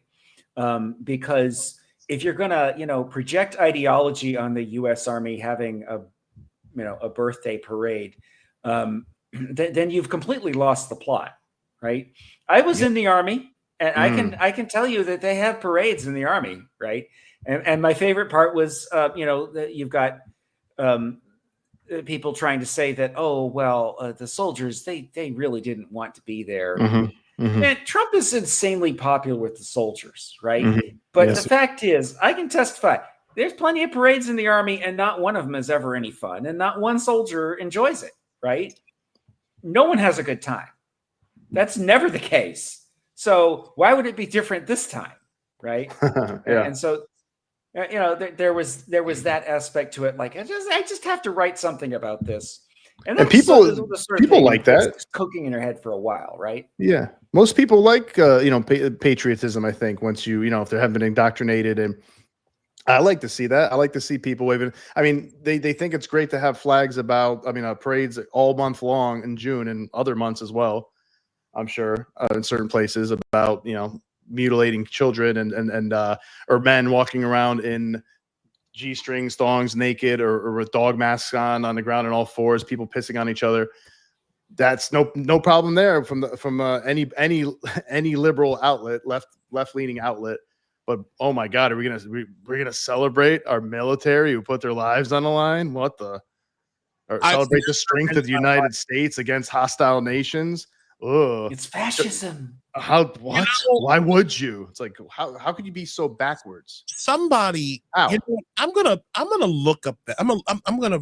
That reminds me of a piece that someone wrote a couple of days ago on X, where this guy is excoriating this white leftist woman who's like who says something, who's like recoiling at Pete Hegseth, like talking like a regular, like task-oriented, focused, strong man.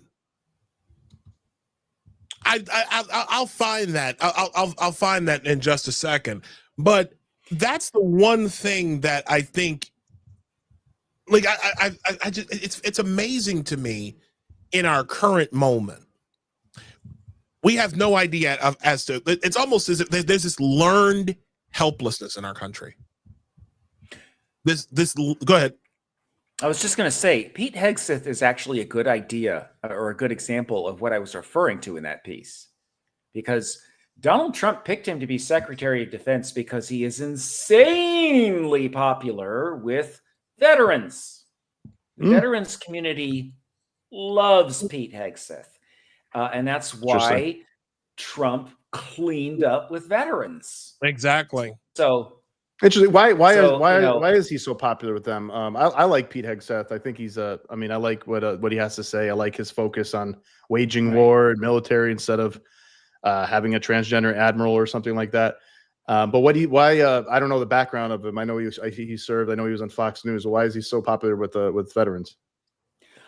He ran a veterans organization, for one thing, and you know, veterans are a society unto themselves. So he is within that society, and he's known within those circles. And you know, even before he was nominated, I knew veterans who swore by him. He was just the greatest. Interesting. So he must have actually done good work. It wasn't just like, hey, look at me, I made an organization. And he wasn't just laundering all that money or something like a lot of NGOs do. It seems like he must have done some good work. And he really that kind of love. He wrote a book that really spoke to their issues, right? And like you're talking about wanting to restore lethality, for example, that was something he wrote about in his book, and veterans responded. So, like what you're liking about Pete Hegseth is stuff that veterans love about him that made them just go insane for him. Well, anybody with a brain in their head would know that is like what you need in the military is the ability to wage war, protect your troops' lives, but also inflict damage. Just win, and be prepared. Right? That's the name of the game. Right. And strength through peace through strength. It's not ideological. No. People are always trying to project on Hegseth. They're trying to say he's some sort of white Christian nationalist thing that's gonna, I don't know, make us all to go to Jesus camp. But that's not the case. He's not ideological. If there's any ideology to him, it's American ideology, right? It's American flag. Yes, and it's like, I mean, I think it's obvious to him. It's like to anybody who's not in that woke bubble. It's like, why in the world would we spend any time or money trying to make sure we have gender quotas, trans messaging, so many trans or women of color or whatever the hell it is, racial quotas? Who gives a crap? I don't. If the best army is like an army filled with freaking Indian guys or Indian women, and that's just the most effective army, I don't give a shit if they're all Indian. Fine, it's just like that's the number one thing should be who is going to be the people you can really rely on the most to win these wars and battles, deterrents. And it's like when you see these all these different things from from General Admiral Levine or whatever. I know she was like Rachel Levine. Rachel Levine is his name. Yeah. Levin, or I think I know they're doing health and human services. Levine. But like that kind of imagery of those kind of people, like where like they're like trans and they're wearing their military suit. It's like we don't need to see this shit. Like who gives a shit what you do? I don't care what you're doing. Like just please be a good soldier. Please be like a responsible person and save lives. Hold on, you mean this guy? Hello, my name is Admiral Rachel Levine, and I have the honor of being the Assistant Secretary for Health at the United States Department of Health and Human Services. Happy Pride. Happy Pride Month. Off is a direction you can fuck. Pride. He went on to say, it's like we should make it a summer of pride. So yeah, just have a whole month of talking about like who you fuck and that you fact you want to cut your dick off. Let's push that on children and the whole military. That makes sense. It's funny we should come to the military because as you guys probably know, I know you know, Isaiah, I did end up leaving the Democratic Party and going back to school for a master's in military history. Yes, you did. I do remember this. One of the websites that I run and write for is polemology.net. Polemology is the scientific study of war. You know, I've written about Hegseth there. I've also written about this topic too. Polemology.net, you said? I'm sorry? Polemology.net, you said? Polemology.net, yes. I'll drop a link here into the chat in the StreamYard. Okay, yeah, please do. Polemology.net. Hope I spelled that correctly. Yes, you did. Awesome. Yeah, I wanted to go back to school and get a degree because I thought that, you know, I had started doing some military history writing, and I thought that would be fun to, you know, put some academic rigor into that writing and maybe do that with my life instead of politics. So I went to Austin Peay State University. I've got my diploma now and everything, but I asked a military history professor that I knew for a reading list on origins of war. Now, Isaiah, Nostra, when I say origins of war, does that sound like something that students of military history should probably know about? Oh, absolutely. Absolutely. Yes, of course. Yes. And if I told you that the origins of war lie in human sex difference, would you understand why suddenly teaching that has become impossible in the academy? Yes, I would. The origins of war lie in. Wait, I don't understand that. I'm being slow. Most of the people in any given battle are male, right? Yes. 99.999%. Although they try to make it seem like it's like 50-50 now, but yes, of course. Right. They want to show the barbarian woman slinging the sword just as much as the men, but that's not real. That's not how it works. Yeah. And there are a number of reasons for that. Mm-hmm. And one of these aspects of that, that when you start teaching about human sex difference and how it drives conflict and violence, people get very upset. The little children get very upset because now you're acknowledging human sex difference and you're saying that men and women are different. Jesus. And you can't do that. And I realized then, you know, that I was going to have to return to the political fight. I was going to have to win the war against gender. Otherwise, these idiots are going to get us all killed. Yes. Yeah. You see it also in the police force too. I've seen so many, like with these riots now. You see like with BLM riots and LA riots and stuff. Like you'll see like a lot of groups of cops like NYPD, LAPD, whatever, and like there'll be, you know, a big group of people and like 10 cops to fight with them, and like there'll be like half of them or a third of them will be women. The women are getting pushed over and overwhelmed, and they're like getting scared.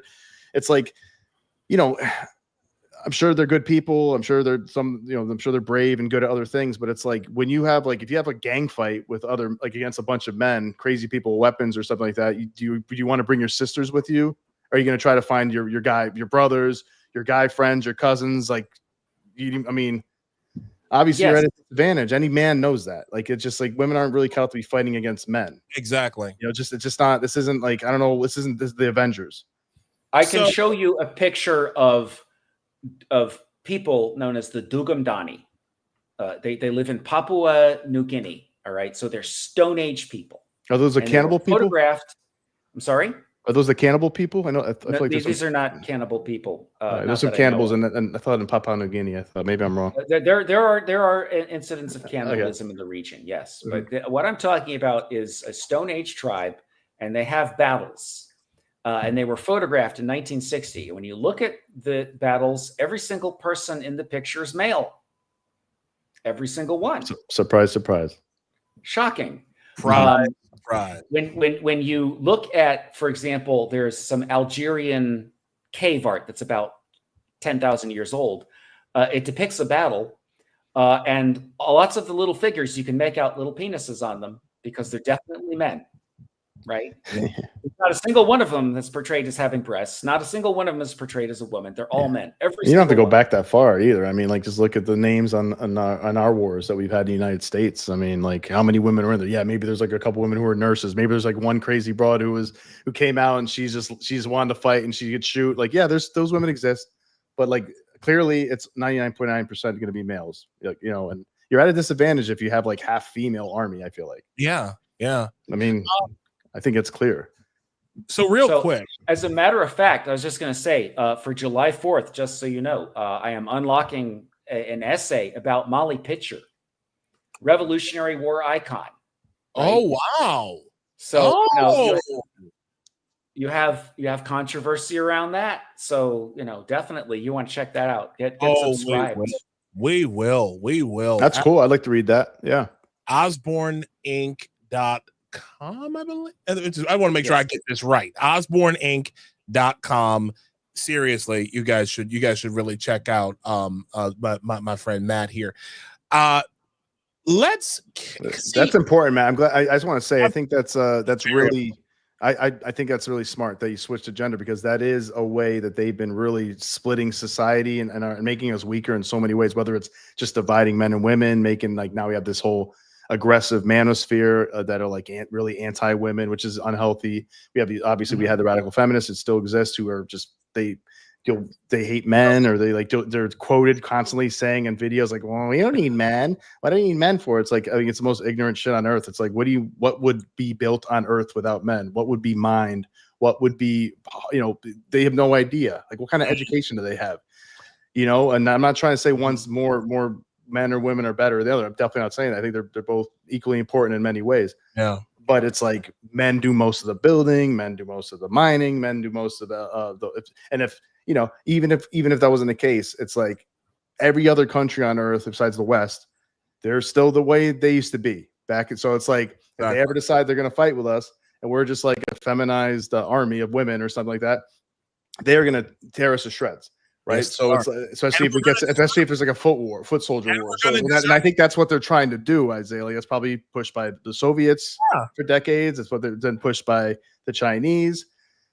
America is too powerful to attack to defeat from the outside. Yes, that's me from within. To defeat it from within. Yeah. I did find that piece I mentioned earlier, Matt, from Infantry Dort. And I have this lady, but this independent video journalist by the name of Sandy Bacham or or whatever her name is. She goes, this was yesterday, the 26th, it was 3 days ago. I'm a recovering alcoholic for 38 years. I literally can't watch Hegseth. He makes me too anxious. That guy is not sober. To which Infantry Dort replied, I'm sick of people calling Pete Hegseth a drunk. They say his body language is threatening and unstable, that it looks like alcoholism. Let me be clear. Anyone who says that isn't just wrong. They're partisan, weak, and sinister. He doesn't talk like a drunk. Yeah, the dogs agree with me in the background.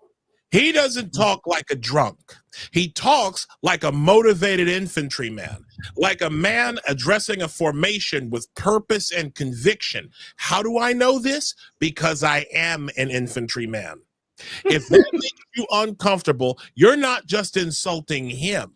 You're insulting me and every other warfighter who's ever had to stand in front of troops and lead.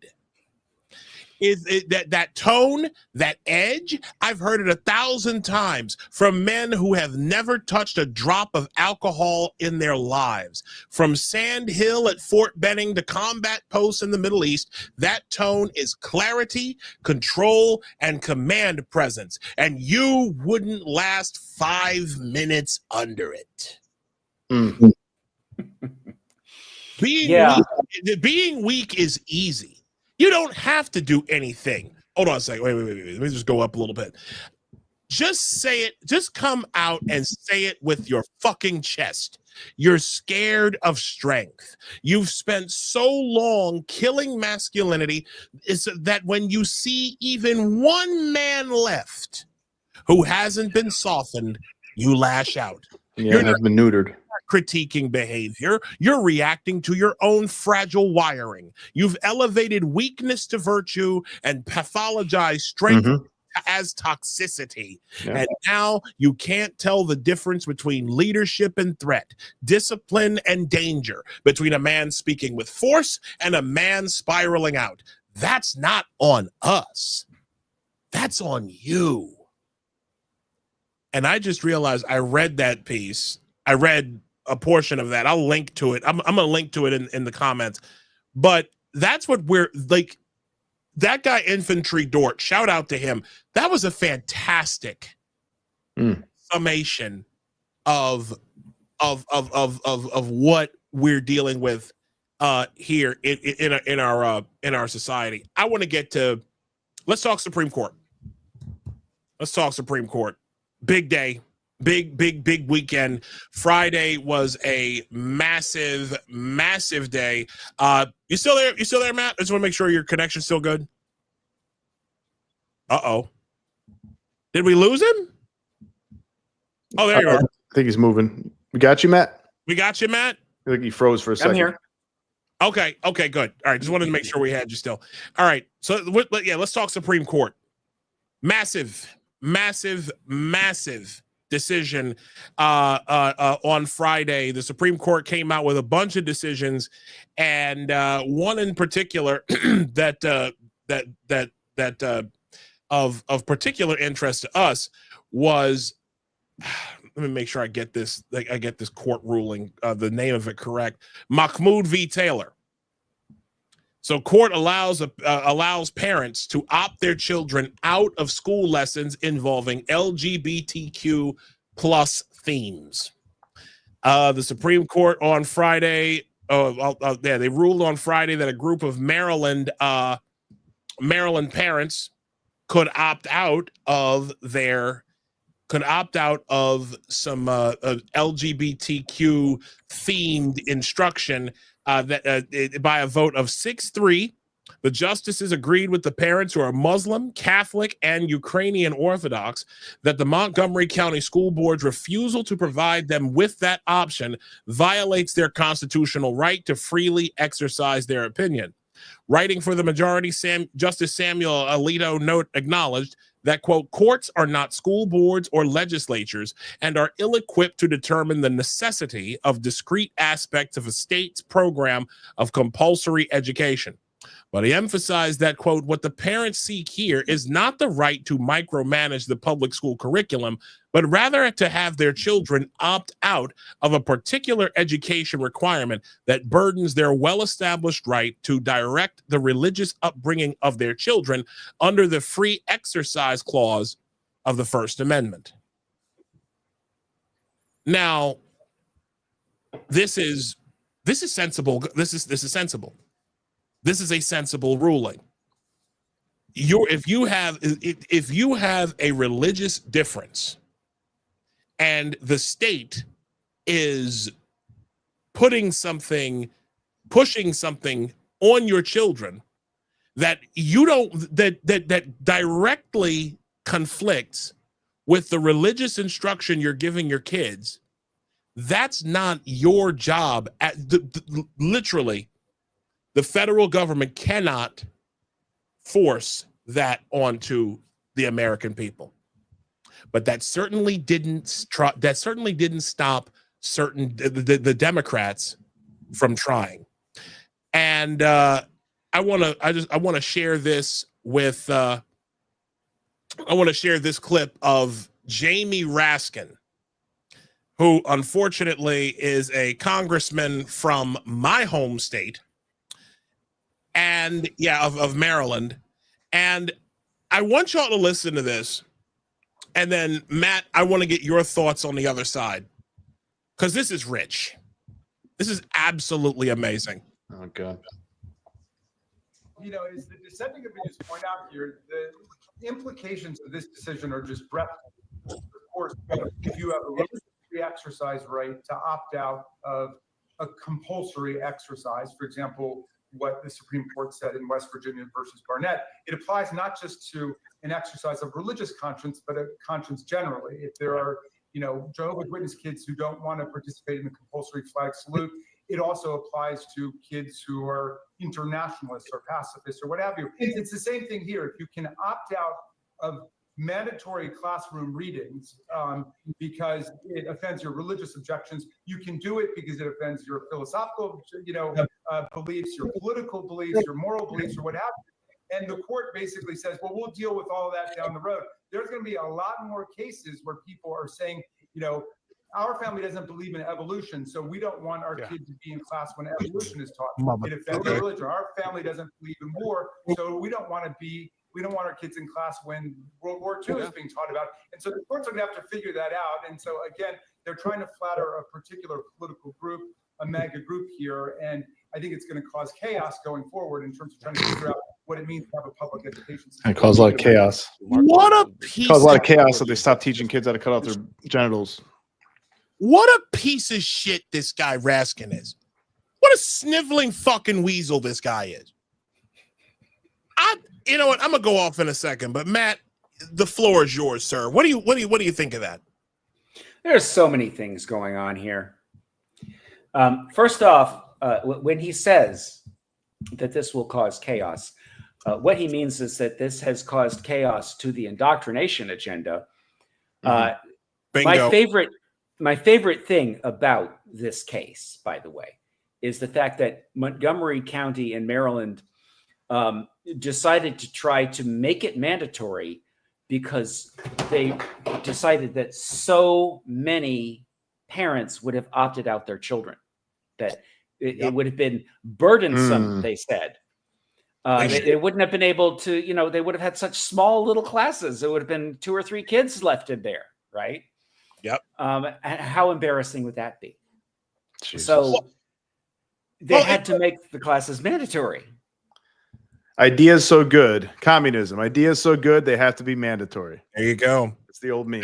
And here's what's crazy, and I'll bet you those classes with LGBTQIAP plus instruction would have been, it might have been about 3 or 4 kids. And like, if you have a class of 30 kids, you might have had maybe 2, 3, and it would have been, the kids would have been all white.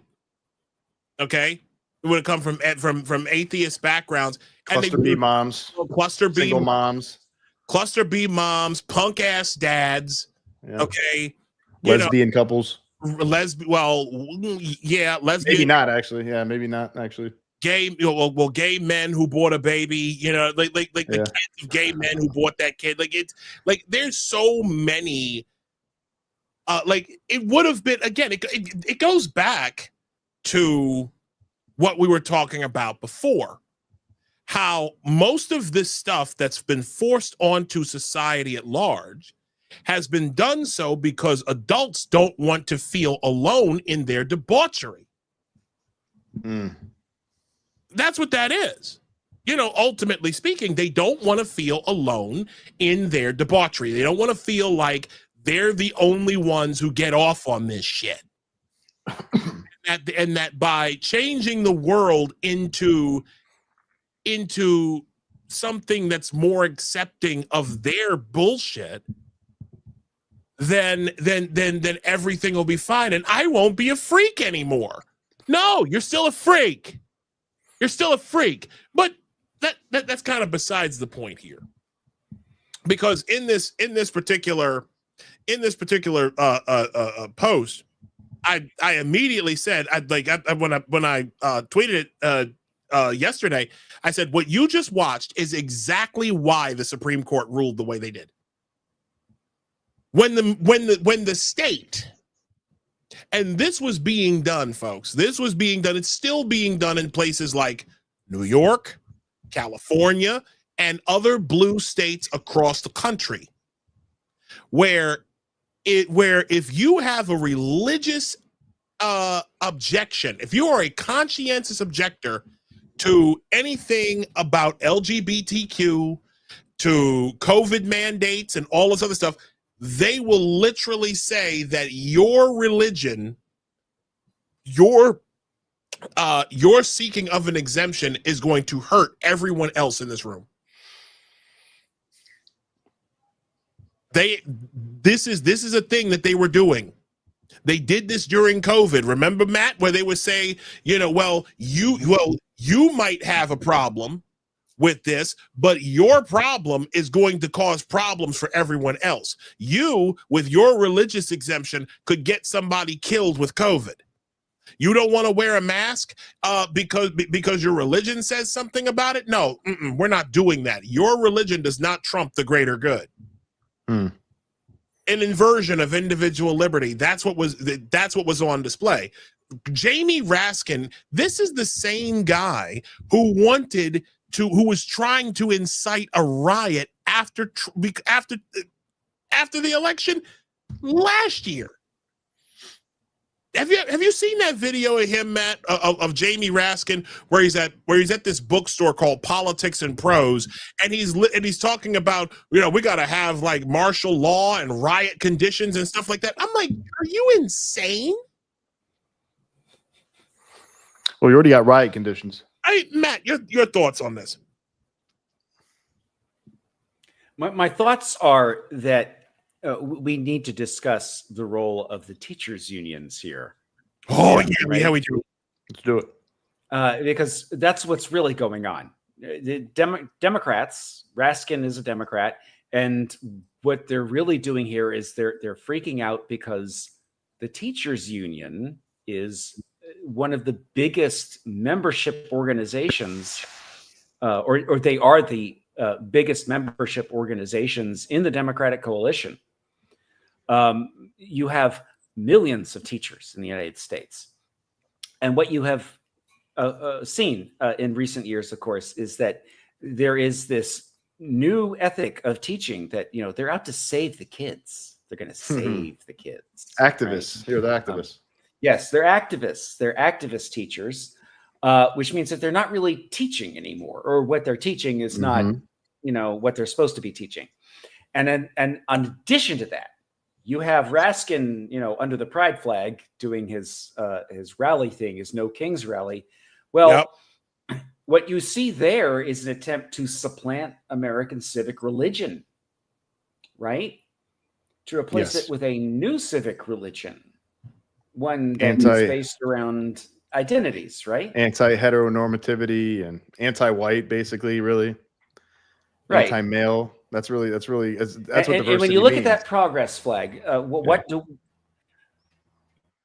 you're looking at the progress flag? Yeah. And you're looking at the flag, and it's supposed to be diversity, but you know what it actually looks like to me? It looks like people of color being used as a battering ram against the rights of same-sex attracted people. So Isaiah says all the time. Yep. I have been saying that for years. They just said it the other day, I think. And people look at me like I'm nuts when I say it. Go ahead, You're Matt. both frozen right now. No, well, you're frozen on our You're screen. frozen, bro. I apologize for the cat. Your viewers are wondering what is that in the corner. That's the cat's ear. You're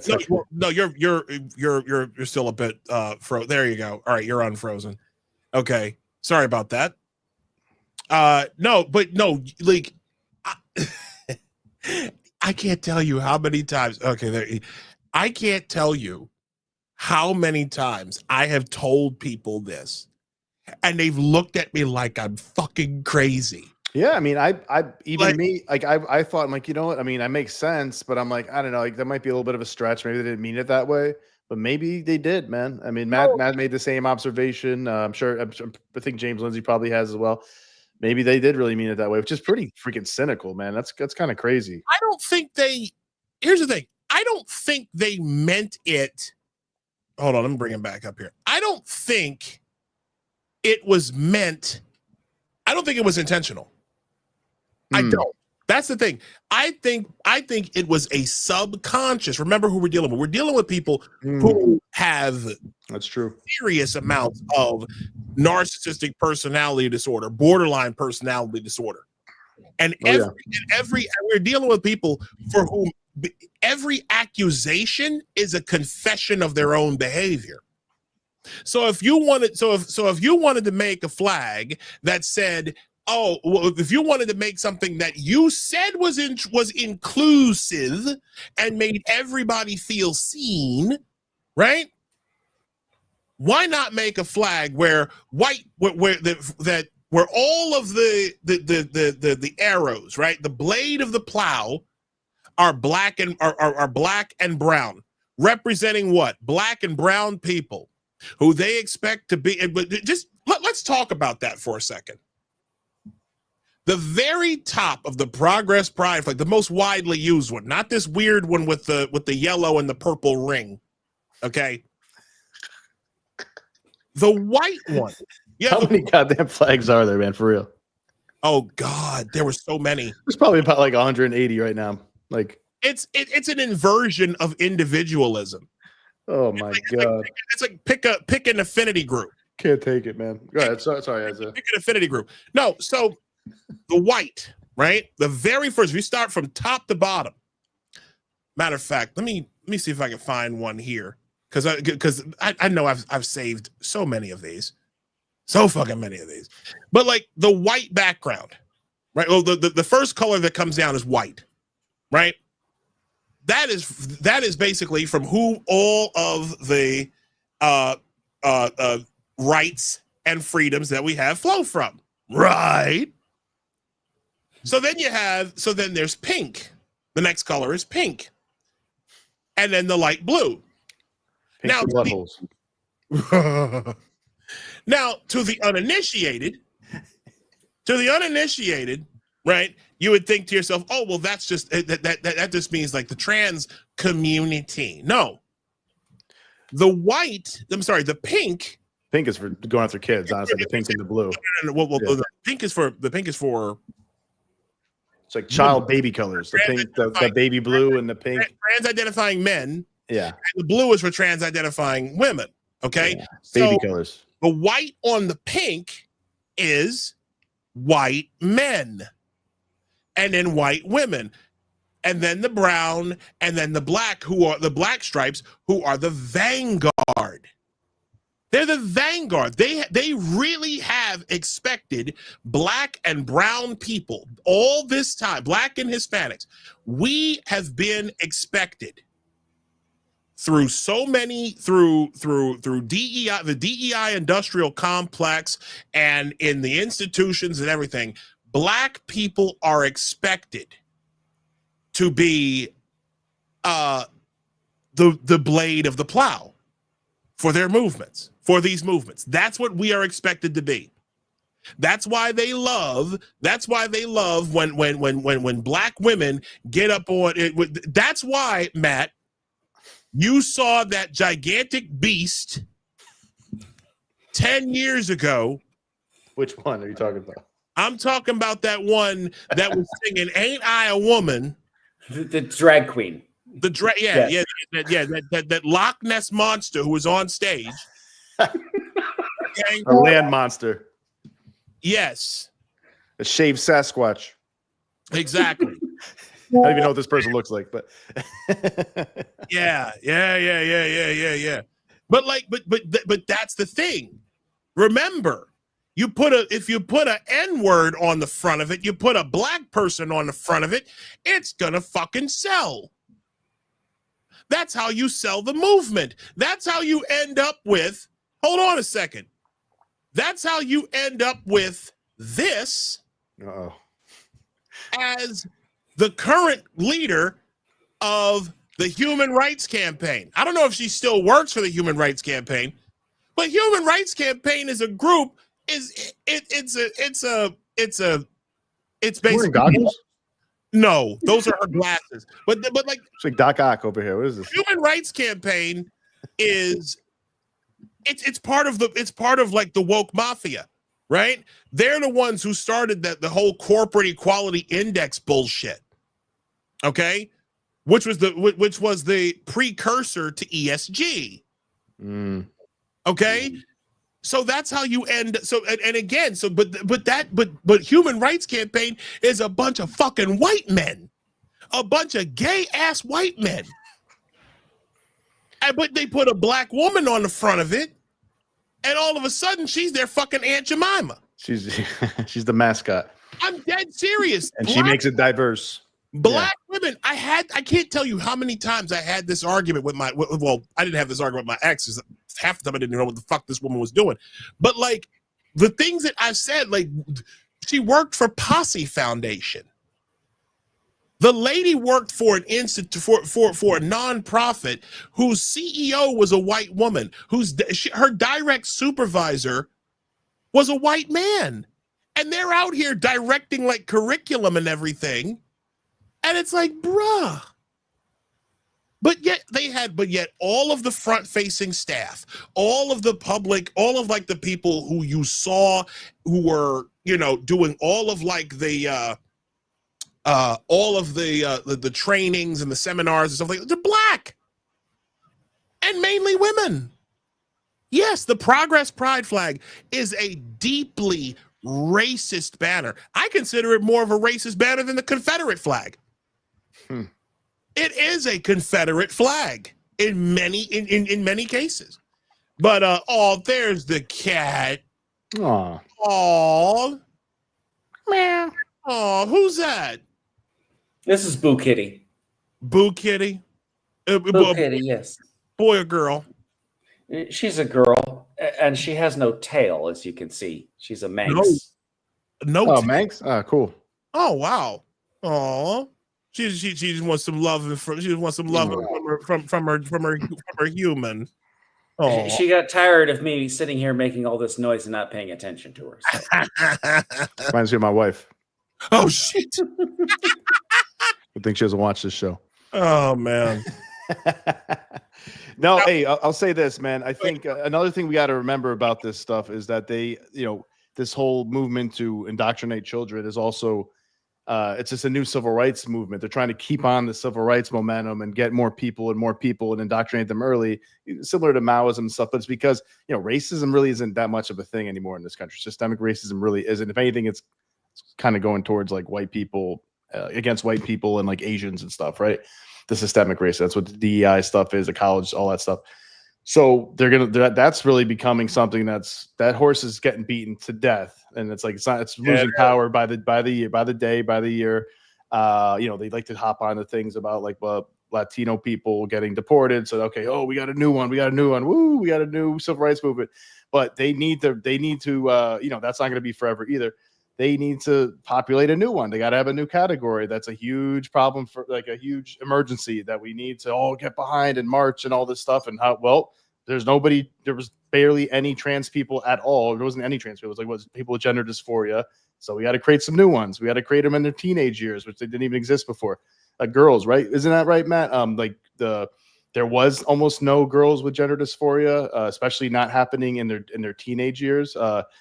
Almost ever. It was a complete flip. It was a complete demographic. And it was flip. Social contagion. And there's like groups of girlfriends doing it, groups of friends at 14 years old. It's like, that's not how it used to work. Gender dysphoria was like usually males, and it was usually like male. It would start, maybe you'd start seeing some of this stuff like 3, 4, 5, 6 years old, something like that. And it was, again, that was obviously quite uncommon, because how many trans people did you know? How many gender dysphoria kids did you know growing up? Anybody in this chat? Matt, Isaiah, name them. Or you don't have to name them, but just got anybody? I don't. I got some people who might have been. I barely knew any gay people. I'm sure there was some people in the closet, but in high school, I think there was like 2 or 3 people who were kind of either obviously gay or and I went to a small high school, or out of the closet, but like I never seen one single person that was pretending to be the opposite sex ever, except when I went to Provincetown once, and it was like a drag queen sitting in front of the vault at P-Town like 25 years ago. So it's like they created a new population. And now I don't know about you guys, but every time I go to a grocery store, every time I go to like a restaurant, I see like one person with like purple hair, like a boy with long purple hair and like different things, clearly trying to present as a female or non-binary or something like that. And it's like, oh, that's interesting. That didn't used to exist. But now I see it, everywhere. I laugh. And, I don't care. I feel bad for the kids because I'm like, they could be on a bad path. They could be on a really bad, irreversible path. But it's just, to me, it's clear that they're trying to create a new population, a new civil rights, because they're becoming irrelevant. The left is becoming super irrelevant otherwise. And they don't want to talk. And they also, by the way, don't want to talk too much about economics. They don't want to talk about like wealth disparity so much as they used to, like under Bernie. They've been trying to move away from that. And that's interesting.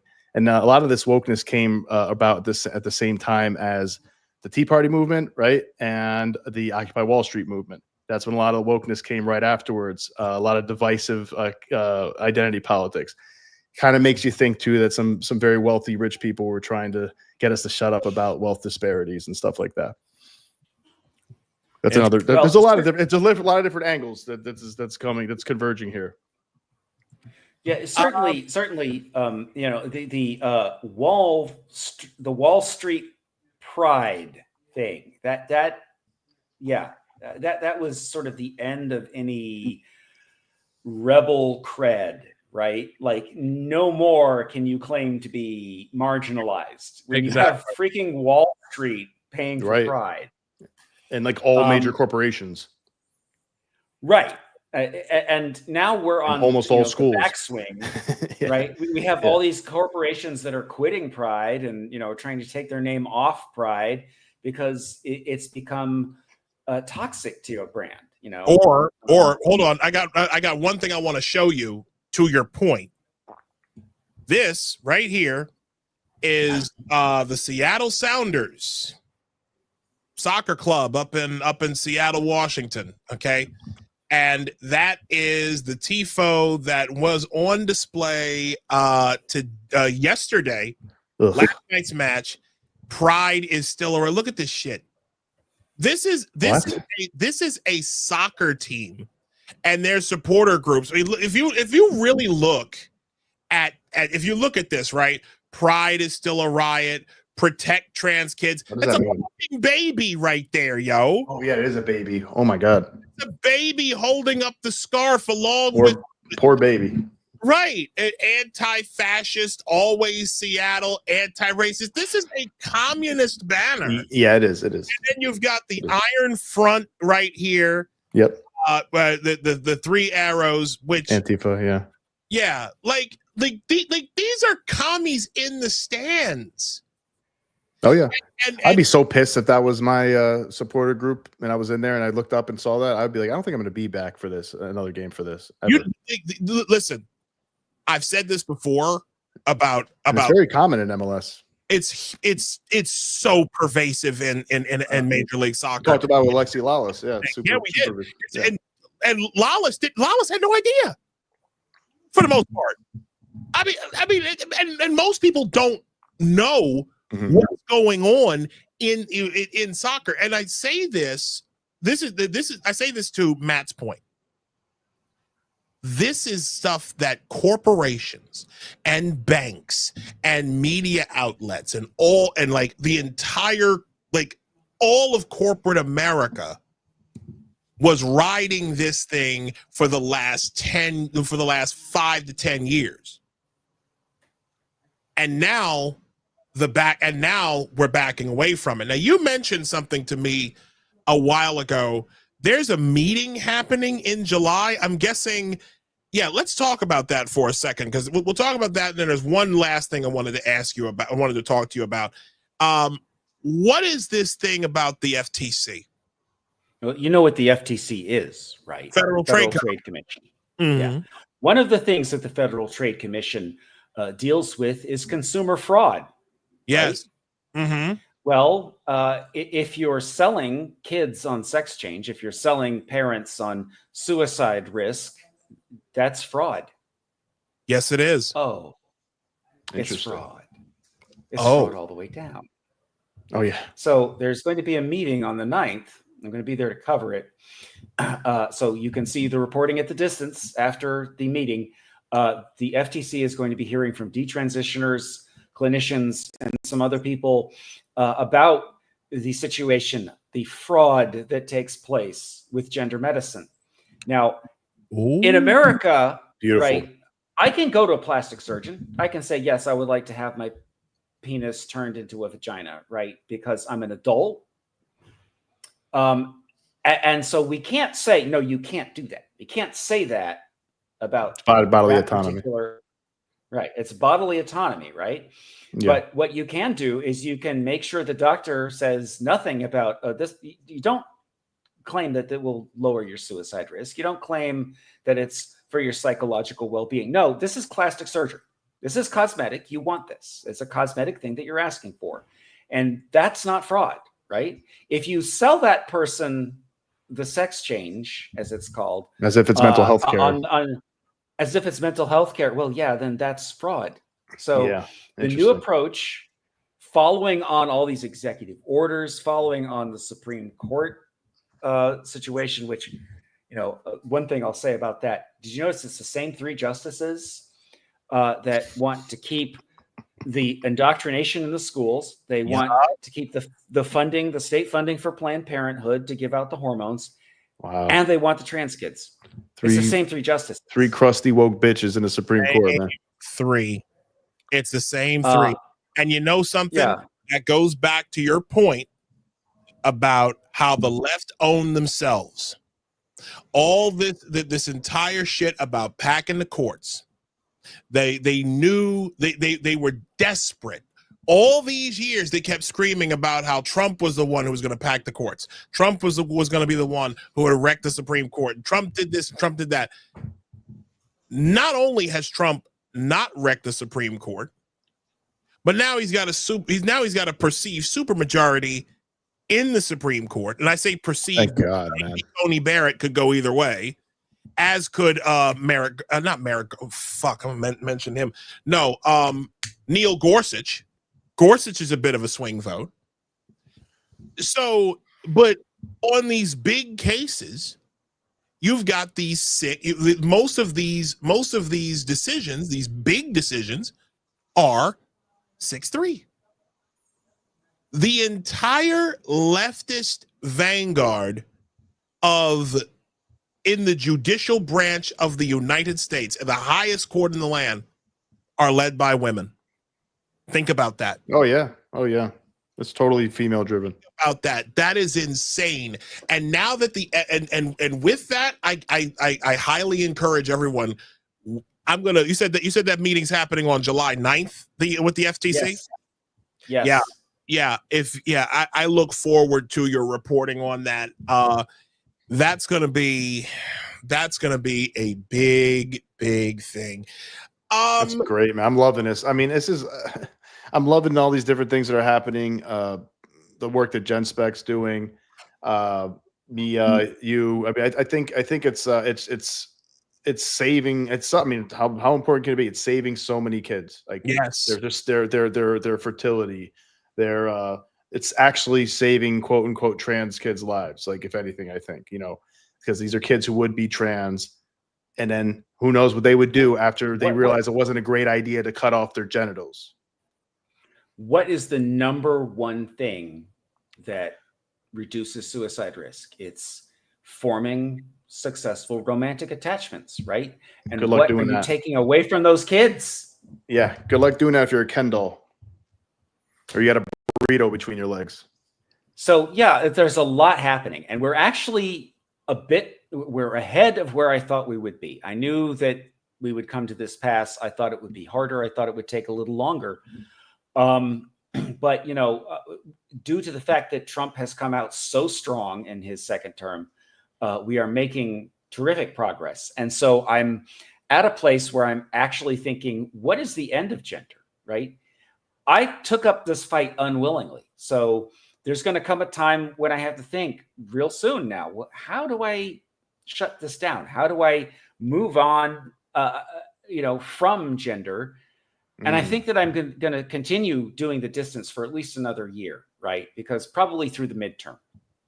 But, there's like a limit to how much you can cover about gender. There's a limit to nobody I know in this fight, nobody on the gender critical side set out to do this 10 years ago, right? This was not a career. None. I wish this problem didn't exist. I want this to go away. I wish you didn't have to ever talk about it ever again. That'd be great. Right. If there were no more sports cheats, no more kids getting hurt, and if it was just dudes wanting plastic surgery, okay, fine, whatever. But the fact is, we've been through a period of heavy ideological sort of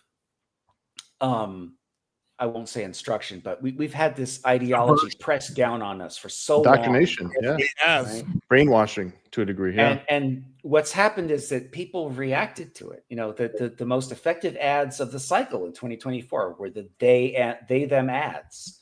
Kamala, they them. Donald Trump is for you. I told Democrats this would happen. I said that this would happen. You're going to make Donald Trump president again. And if you don't stop it, you're going to make him president for life. Because people. Yeah. Or at least nobody who is working class has time for a Democrat who's standing there explaining why they don't know what a woman is. Thank you. I know. Right? That's bananas. So that's exactly right. It is absolutely bananas that the party of the working class has these elite beliefs, luxury beliefs that it wants to impose on us, and people reject them. And we have Democrats doctors are figure that out. We have doctors who can't define what a woman is. We have the Supreme Court Justice Ketanji Brown. Like, these are people of elite level in institutions, elite, super elite level. Like, the people you have to be able to trust. You have to be able. They have to at least know something like this. Everybody else in the world knows what the fuck a woman is, but they can't. It's like it's abysmal. Like, seeing that, watching that. Like, I mean, I watched it. I'm like, this is like a fucking clown show. This is like a skit. This is like a comedy skit, but it's real life. How did this happen? How could you, and how were you supporting this? Well, I mean, it was a Monty Python skit a few years ago. Yeah, it was.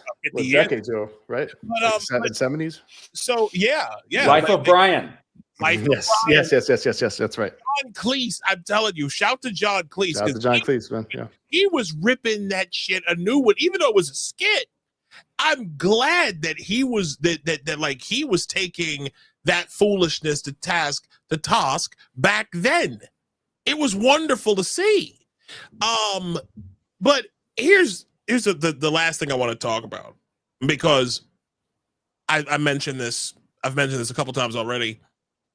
I firmly believe that that the whole gender cult, all of this gender cultism and all this other foolishness has been the gateway drug to communism for many young people. It's also been the gateway drug to the right too, by the way. Oh yeah, I go both ways. Yeah.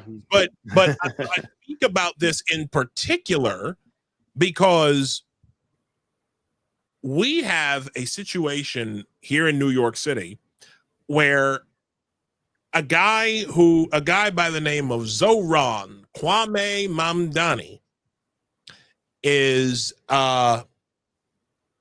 very, very close to becoming the next mayor of this town. Okay. Now he is a paleo communist. He is an out and proud member of the Democratic Socialists of America, the DSA. He's 33 years old. He's only been a citizen of the United States since 2018. Okay. And this guy is a problem. He is a problem. He's promised fast and free buses. There's a lot of things that he just lies. He lies constantly. And again, and we all know why that is, because lying to a communist is is fluent. It's just fluid. It's as natural as water flowing downhill. You need the lie to make that idea work, man. Yeah, you do. Or to make it seem like it works. Let's put it that way. But what I'm saying, matter of fact, I just saw this. Dude, him eating rice, man, with his hands. Oh my God. You see that shit? I did. It's so fake. Disturbing. It's fake. It's stupid. But beyond that, like, well, along with that, right? And how many accents he have? About 3 or 4 different accents.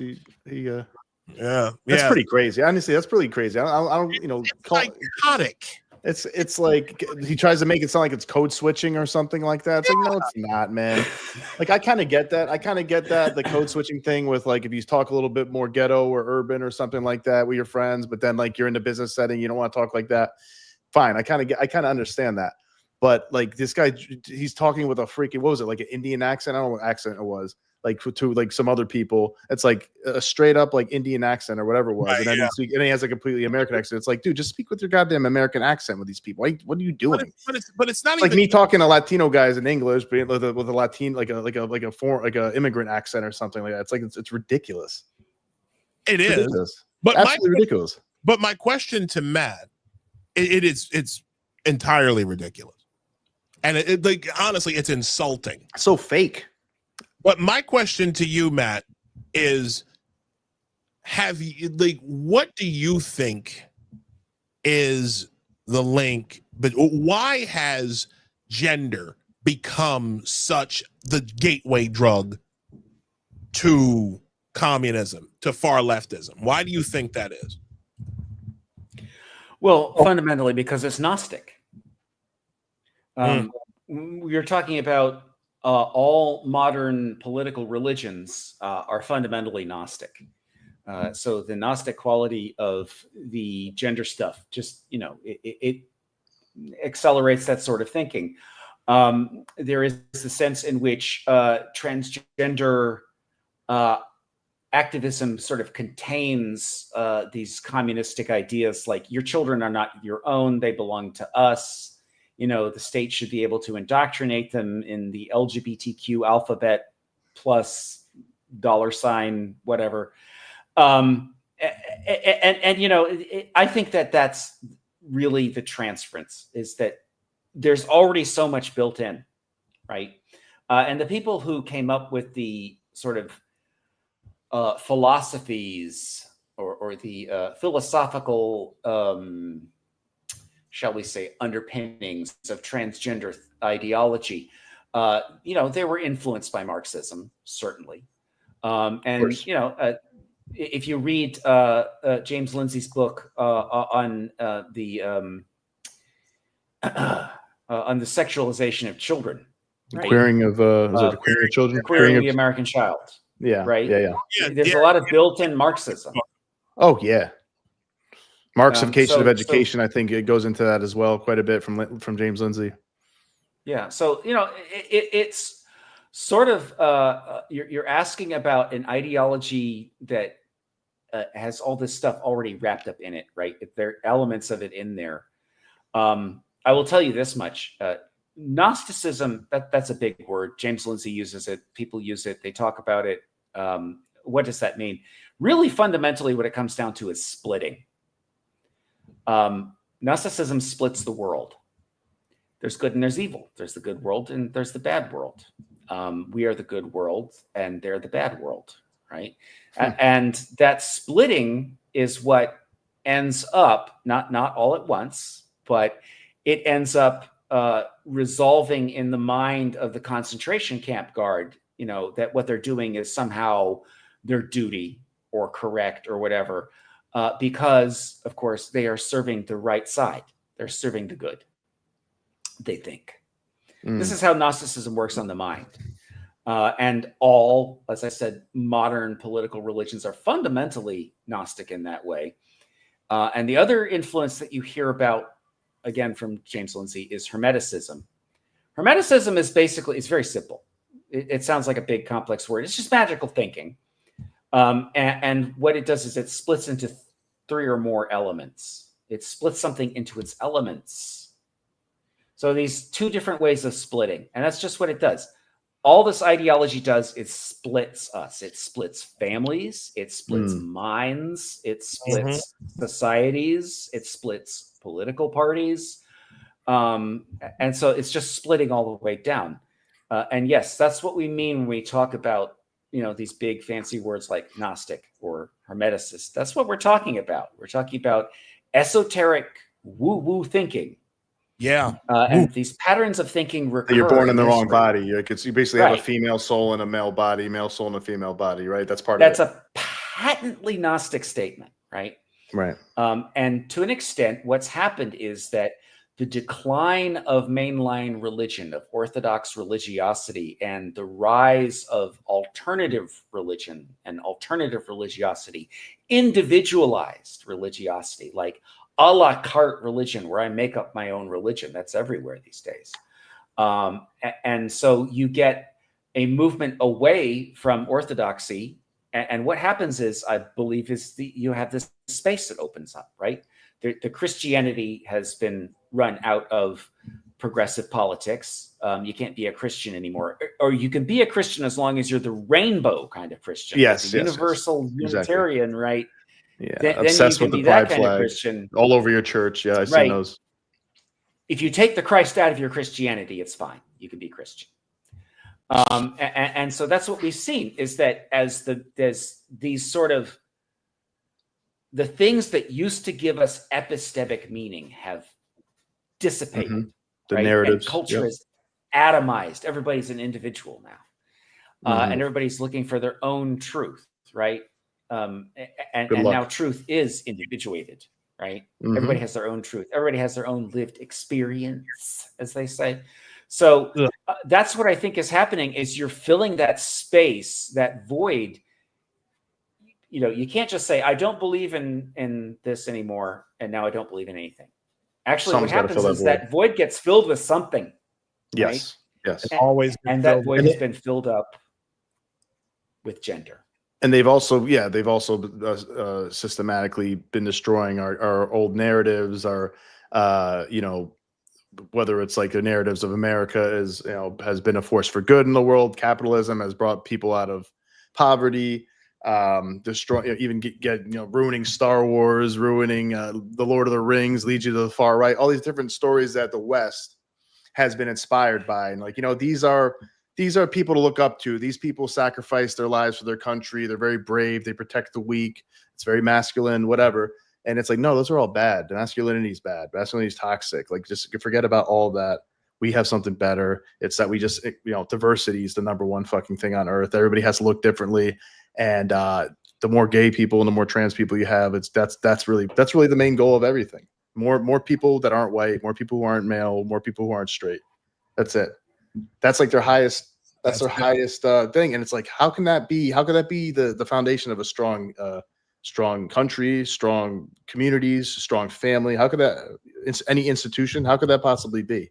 Because they don't want strong institutions. Exactly. That's not the goal. If the strength, the opposite is the goal. If the strength of the institutions is leads to the opposite of the creation of the total state, then yeah, they don't want it. They don't want it to be strong. They want it to be as weak as possible. Mm-hmm.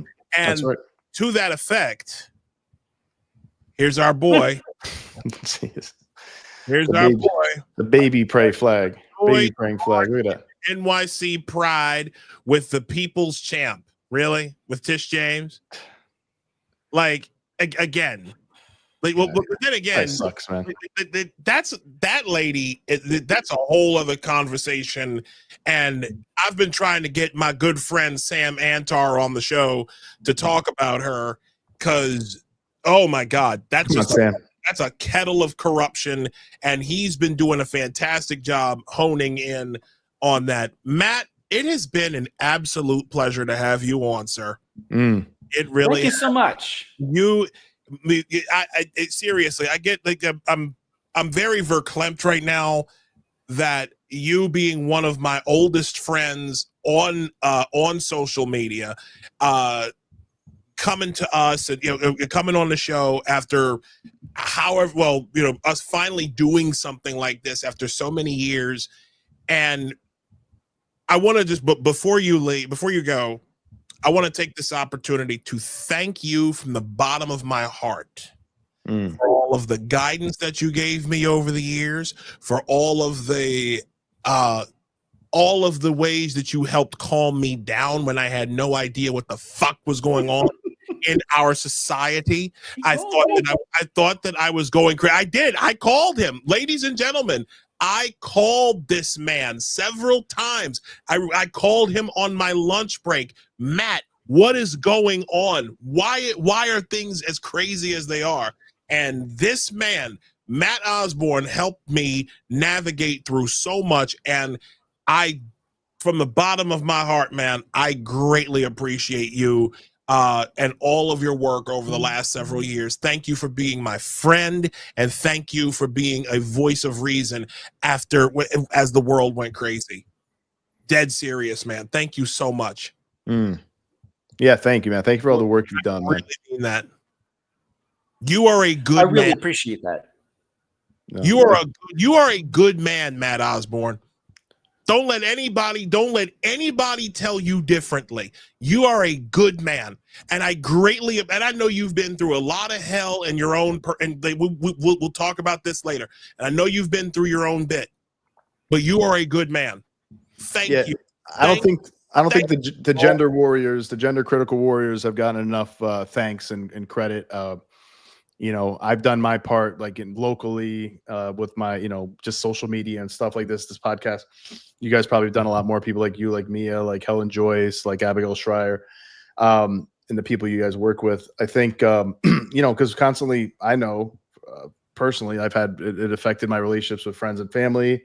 Same. People calling you, saying you hate the gay community, trans people, even. Like, I don't hate any of these people at all. Actually, I have no issues at all with the gay community, without LGBT, people, even trans people, as long as they're not going after kids or playing in women's sports or stuff like that. They want to do that, do it. Whatever, if they want to, as adults, do things. But the movement, the ideology has just been so obviously predatory and toxic, and with severe consequences to children, teens, young adults, even adults. Even some adults, older adults, are probably regret it, right? Regret doing some of the things they might think they should have done. Some people don't know they want to be parents until they're like 40 or older. It's like, and how are you going to do that if you had your you're gonna have to, I guess you're gonna have to pay somebody. You're supposed to get a sperm donor or get a surrogate. It's like, good job. So it's really important, the work you've done. Like, it's so frustrating to me personally, and I'm sure to you and people like you who had to fight for this for years, and just constantly be told by so many people, God, you're a terrible person. You're a Nazi. You're you're so hateful. It's just hate just comes from hate, right? And it's just, I think it's so unfair and so frustrating. And most of these people probably will never apologize to you. They'll never admit it. So thank you for the work you did, man. I thank you for all the people who do this sort of thing, who put their reputation out there on the line, because it's severe, the backlash you get from media, from prominent people. Absolutely. I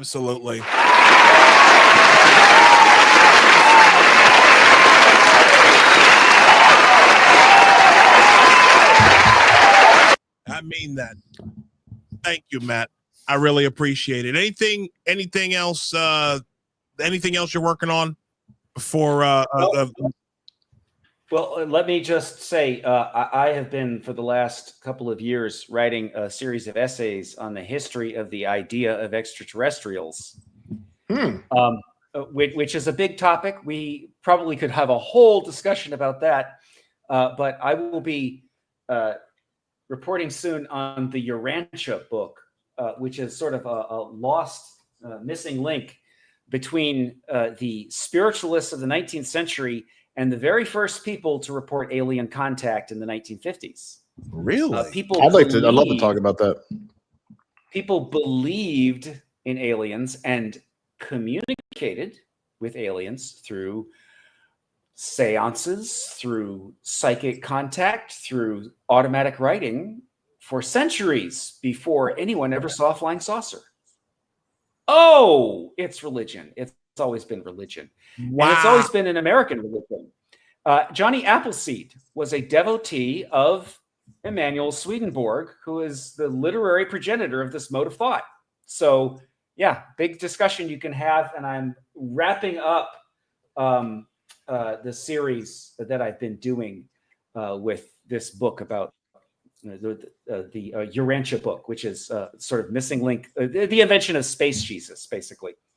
Space Jesus. So you don't believe in aliens? You don't think there's any extraterrestrials that exist? Well, out I'm there? not saying that there are no extraterrestrials, right? I can't say that. I can't say that with any certainty.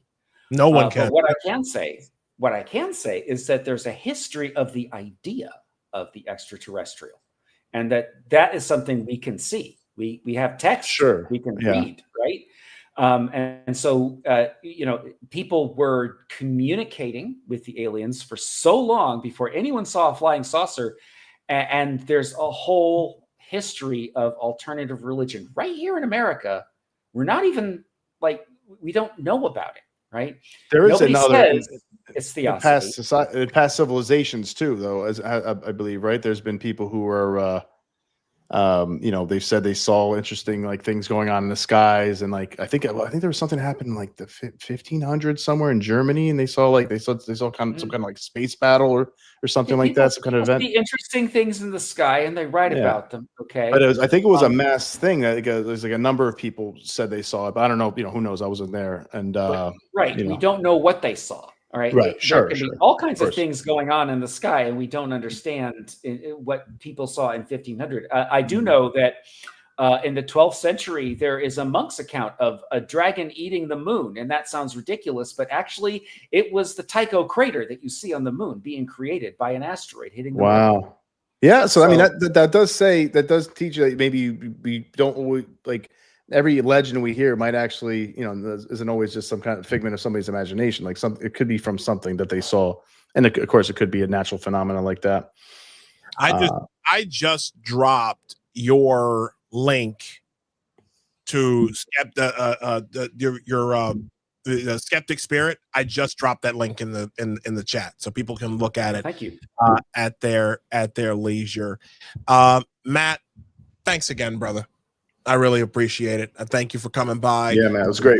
Listen, my platform is your platform. Whenever you want to come back on, just let me know, and we will have you on, man. I really, again, we appreciate your time, and we appreciate your voice over the years. I appreciate you having me on, Isaiah. It's good to talk to you, Nostra. Hey, thank you, Matt. Appreciate it, man. We'll do it again sometime for sure. Y'all Absolutely. have a great night. You too, brother. All right. Yeah, I gotta say, having him on was a real blessing. Matt Osborne is a real blessing. I don't care what anybody says. I know people who have said some of the grimiest shit about him. I don't care what anybody says. That is a good Matt Osborne is a good man. Yeah, I know what that's like, man. The fact that people don't understand something. I want to just say this before we go into some closing business, because I've got a lot of people to thank at the end. When someone is offended by the truth, that is a sign of strong moral character. When they're offended by the truth? No. When someone is offended by a lie, right? Yeah, that's what you meant to say. Okay. What I meant to say. Yeah, sorry. Yes. That came out completely wrong. To have an allergic reaction to a lie is a sign of good character. And being willing to speak up about it. Like, wait a second. You know what? Am I the only person crazy in this room right now? I'm pretty sure, Yeah. Being willing to stand up and be counted and fight for the truth. 2 + 2 does equal 4. No, you can't. You are a man. You don't get to play in women's sports. You're a boy. You need to step up your game amongst your fellow boys and not cheat like a bitch. Mm-hmm. And it take up think of it. Think of it. These kids that like the ones that get in the sports, right? They do more work to cheat than they would if they had just put in the work and be and compete amongst their fellow boys. They invest themselves more in the lie that they tell themselves, that they force others to reflect back onto them, than getting their stupid ass up and working harder and actually excelling. That makes me angry. And it should make you angry because that right there is how you measure someone's character. The willingness to fight for the truth. That means more to me than anything else. A lot of people have asked me, like, why would I take on something like this? Because I know, and my answer is very simple. It's if someone can destroy your hold on reality itself, if someone can say, no, 2 + 2 doesn't always equal 4. If they can say, well, in some cases, then, well, 2 + 2 can equal 5. If they can make you believe that, they can make you believe anything. If the old saying still rings true, if you believe absurdities, you will commit atrocities. That's real stuff. That's real stuff. And we should always be willing. We should always be willing to stand up for the truth, because to stand up for the truth is to stand against tyranny. Tyrants who want to control everything you say and everything you do, they're going to lie to you. They're going to lie to you. You think they'll get anywhere by telling you the truth? Fuck that shit. No. They'll get you to lie and believe things that aren't real. I mean, the truth should be held sacred. I think it's one of the most sacred things, I think, for humanity.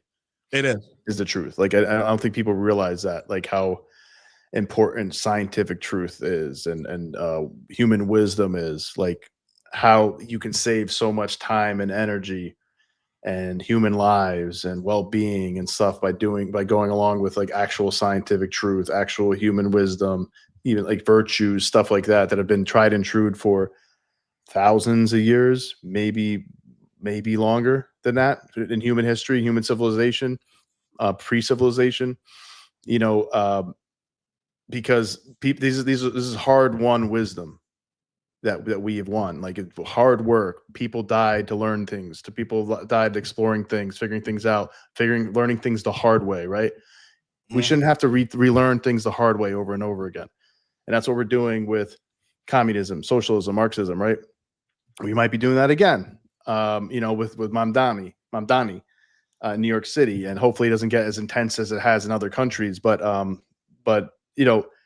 so when you keep on rejecting the truth, you're pushing people in a path that's going to lead to disaster in many unforeseen ways.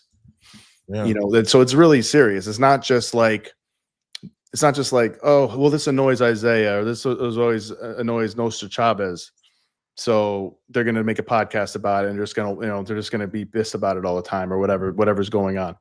It's like, no, we are amongst many people trying to hold the line of what the truth is, what we know the truth to be, to the best of our ability, and people we respect and are very, very, very learned, also agree, and we've studied both sides of the argument, and we're like, no, we're right about this.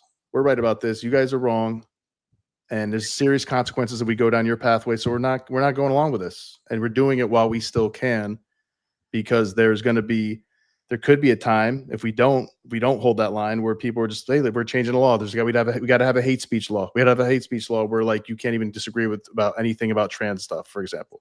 Can't disagree without anything about Marxism.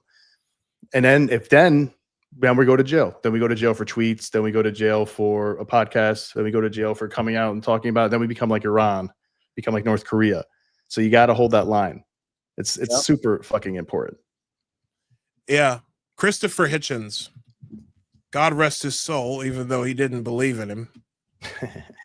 Yeah. I miss him. Mm-hmm. I love him. Yeah, even though I don't agree with him on everything, he was a great intellect and a fiery guy. I'm going to share this. I think I'm going to end the show with this. Okay. I'll come back to this in just a sec. But before we end the show, I do have some people to thank. As you know, ladies and gentlemen, I have been a friend of ours, a friend of mine actually, made the recommendation last week to make a wedding fund. We're getting married. Kareen and I are getting married in the next several weeks. It's our big. So here's how it's working. Legal, the legal part of it is going to get done July 11th, and it is my pleasure to announce. It's for definite. You're going to be there, right? Nick. Oh, I thought you were talking to your wife. I thought she was in the room. No, she's not. No, she's not in the room. She's not. So I'm going to be where? At the wedding? At like on the 11th. Oh yeah, I think so. Yeah, that's the plan. Yeah. Okay. I'm pretty certain that's going to be where we're. Yeah. Okay. So we put together a fund, and we put together our gift registry from on Amazon on there. We're really, really grateful to listen. We didn't want to do this. We initially didn't want to do this because it's like, why would we, it didn't seem like something that it seemed kind of like, seemed weird. It seemed a little awkward, but thankfully people have been very generous and have been very grateful. We've been very grateful to have been loved on in so many ways by many people out here in social media land and radio land or whatever. And I want to just take a moment once again to thank you all for your kindness, for your generosity. Y'all are awesome people. I want to thank in particular, let's see. I want to thank Mr. Travis L, a Chelsea T. I want to thank Mr. Kevin R. and also a Candace M. I want to thank you all for your contributions to the gift registry. Really appreciate that. Y'all are great people. Thank you again for those things. Again, we're doing this, and things are going pretty well. And again, I just wanted to directly thank you all. That's really all I got. That's great, man. Yeah, it's always nice. It's always humbling and heartwarming, I guess is the word. To see when people strangers, perfect strangers are they're very what's the word, charitable and generous. That generous is the word I was looking for. Generous with their with their money, and a lot of these people probably don't have that much money, but they want to help you out. They want to show gratitude and for what you do. Exactly. So it's great to show gratitude back, man. Thank you all, everybody who supports us as well in general. Exactly. And I don't, and that's the thing. I don't want to neglect this. I really don't. Please support the show. buymeacoffee.com/apostate radio. That money goes a long way. Okay. Especially since every day, Nos loses another big piece of underwear. But every day those holes get bigger. Every day the holes get bigger. But no, in my drawers. But again, we appreciate all of it. We appreciate like all the support, the kind words, every like the all of the ways in which you share our show, share the comments, you pass it on to your friends, like, subscribe, comment, all that good stuff. We are an up and coming podcast, an up and coming stream show, and we're just happy. We're happy to be here. We're happy to be here, and we're just going to keep going. Next week, we got another big one. And we're getting another big one. Next week, we are having another fiery apostate. Can't wait to have him. He's an apostate from Islam. Oh, yeah. Paleo-communism. Danny Bermawi is joining us next week. That should be interesting, man. Yeah. I am looking so forward to talking to him. That is a show that you are not going to want to miss, ladies and gentlemen. I promise you that. So next week, 8 p.m., you are going to have Danny Bermawi on the show. We're going to close out with Mr. Christopher Hitchens. Don't worry. It's coming to a place near you. Can you turn them up? Yeah. Out in our prison system to Muslim prisoners by Muslim chaplains paid for by Saudi Arabia. Our Qurans written to the Wahhabi tune. They're not just your everyday Quran. They're the Qurans that the Wahhabis want you to read, containing direct incitement. They've been given out with taxpayers' money in the prison system. Militias are forming. Next, you'll have militias of this kind with their own chaplains within the United States Armed Forces. Are you ready for that? Are you ready to have Wahhabi preachers in the U.S. Armed Forces? You better get ready for it, unless you're going to take the James Madison view that there shouldn't be any chaplains in the U.S. Armed Forces to begin with, or in the prison system. If you want to pray, you can't stop them. But we cannot have state-subsidized prayer. We cannot have state-subsidized preachers or chaplains. Give it up, or give it to your deadliest enemy and pay for the rope that will choke you. This is very urgent business, ladies and gentlemen. I beseech you.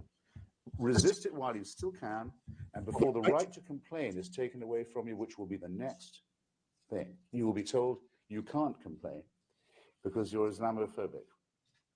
The term is already being introduced into the culture as if it was an accusation of race hatred, for example, or bigotry, whereas it's only the objection to the preachings of a very extreme and absolutist religion.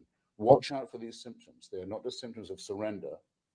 Very often ecumenically offered to you by men of God in other robes, Christian and Jewish and smarmy ecumenical. These are the ones who will hold open the gates for the barbarians. The barbarians never take a city till someone holds the gates open for them. And it's your own preachers who will do it for you, and your own multicultural authorities who will do it for you. Resist it while you can. And if you wonder what will happen if you don't, look and see how a cricket team in Middlesex in England had to change its name by force last week because it was called, and had been for years, the Middlesex Crusaders. Look and see how stories about little pigs can't be taught to children in English schools anymore, lest offense be taken by the religion of peace. I'm telling you right now, I miss that man. I miss that man greatly. Good night, everybody. And once again, we do this for those who strayed. Have a great weekend. We do this for y'all.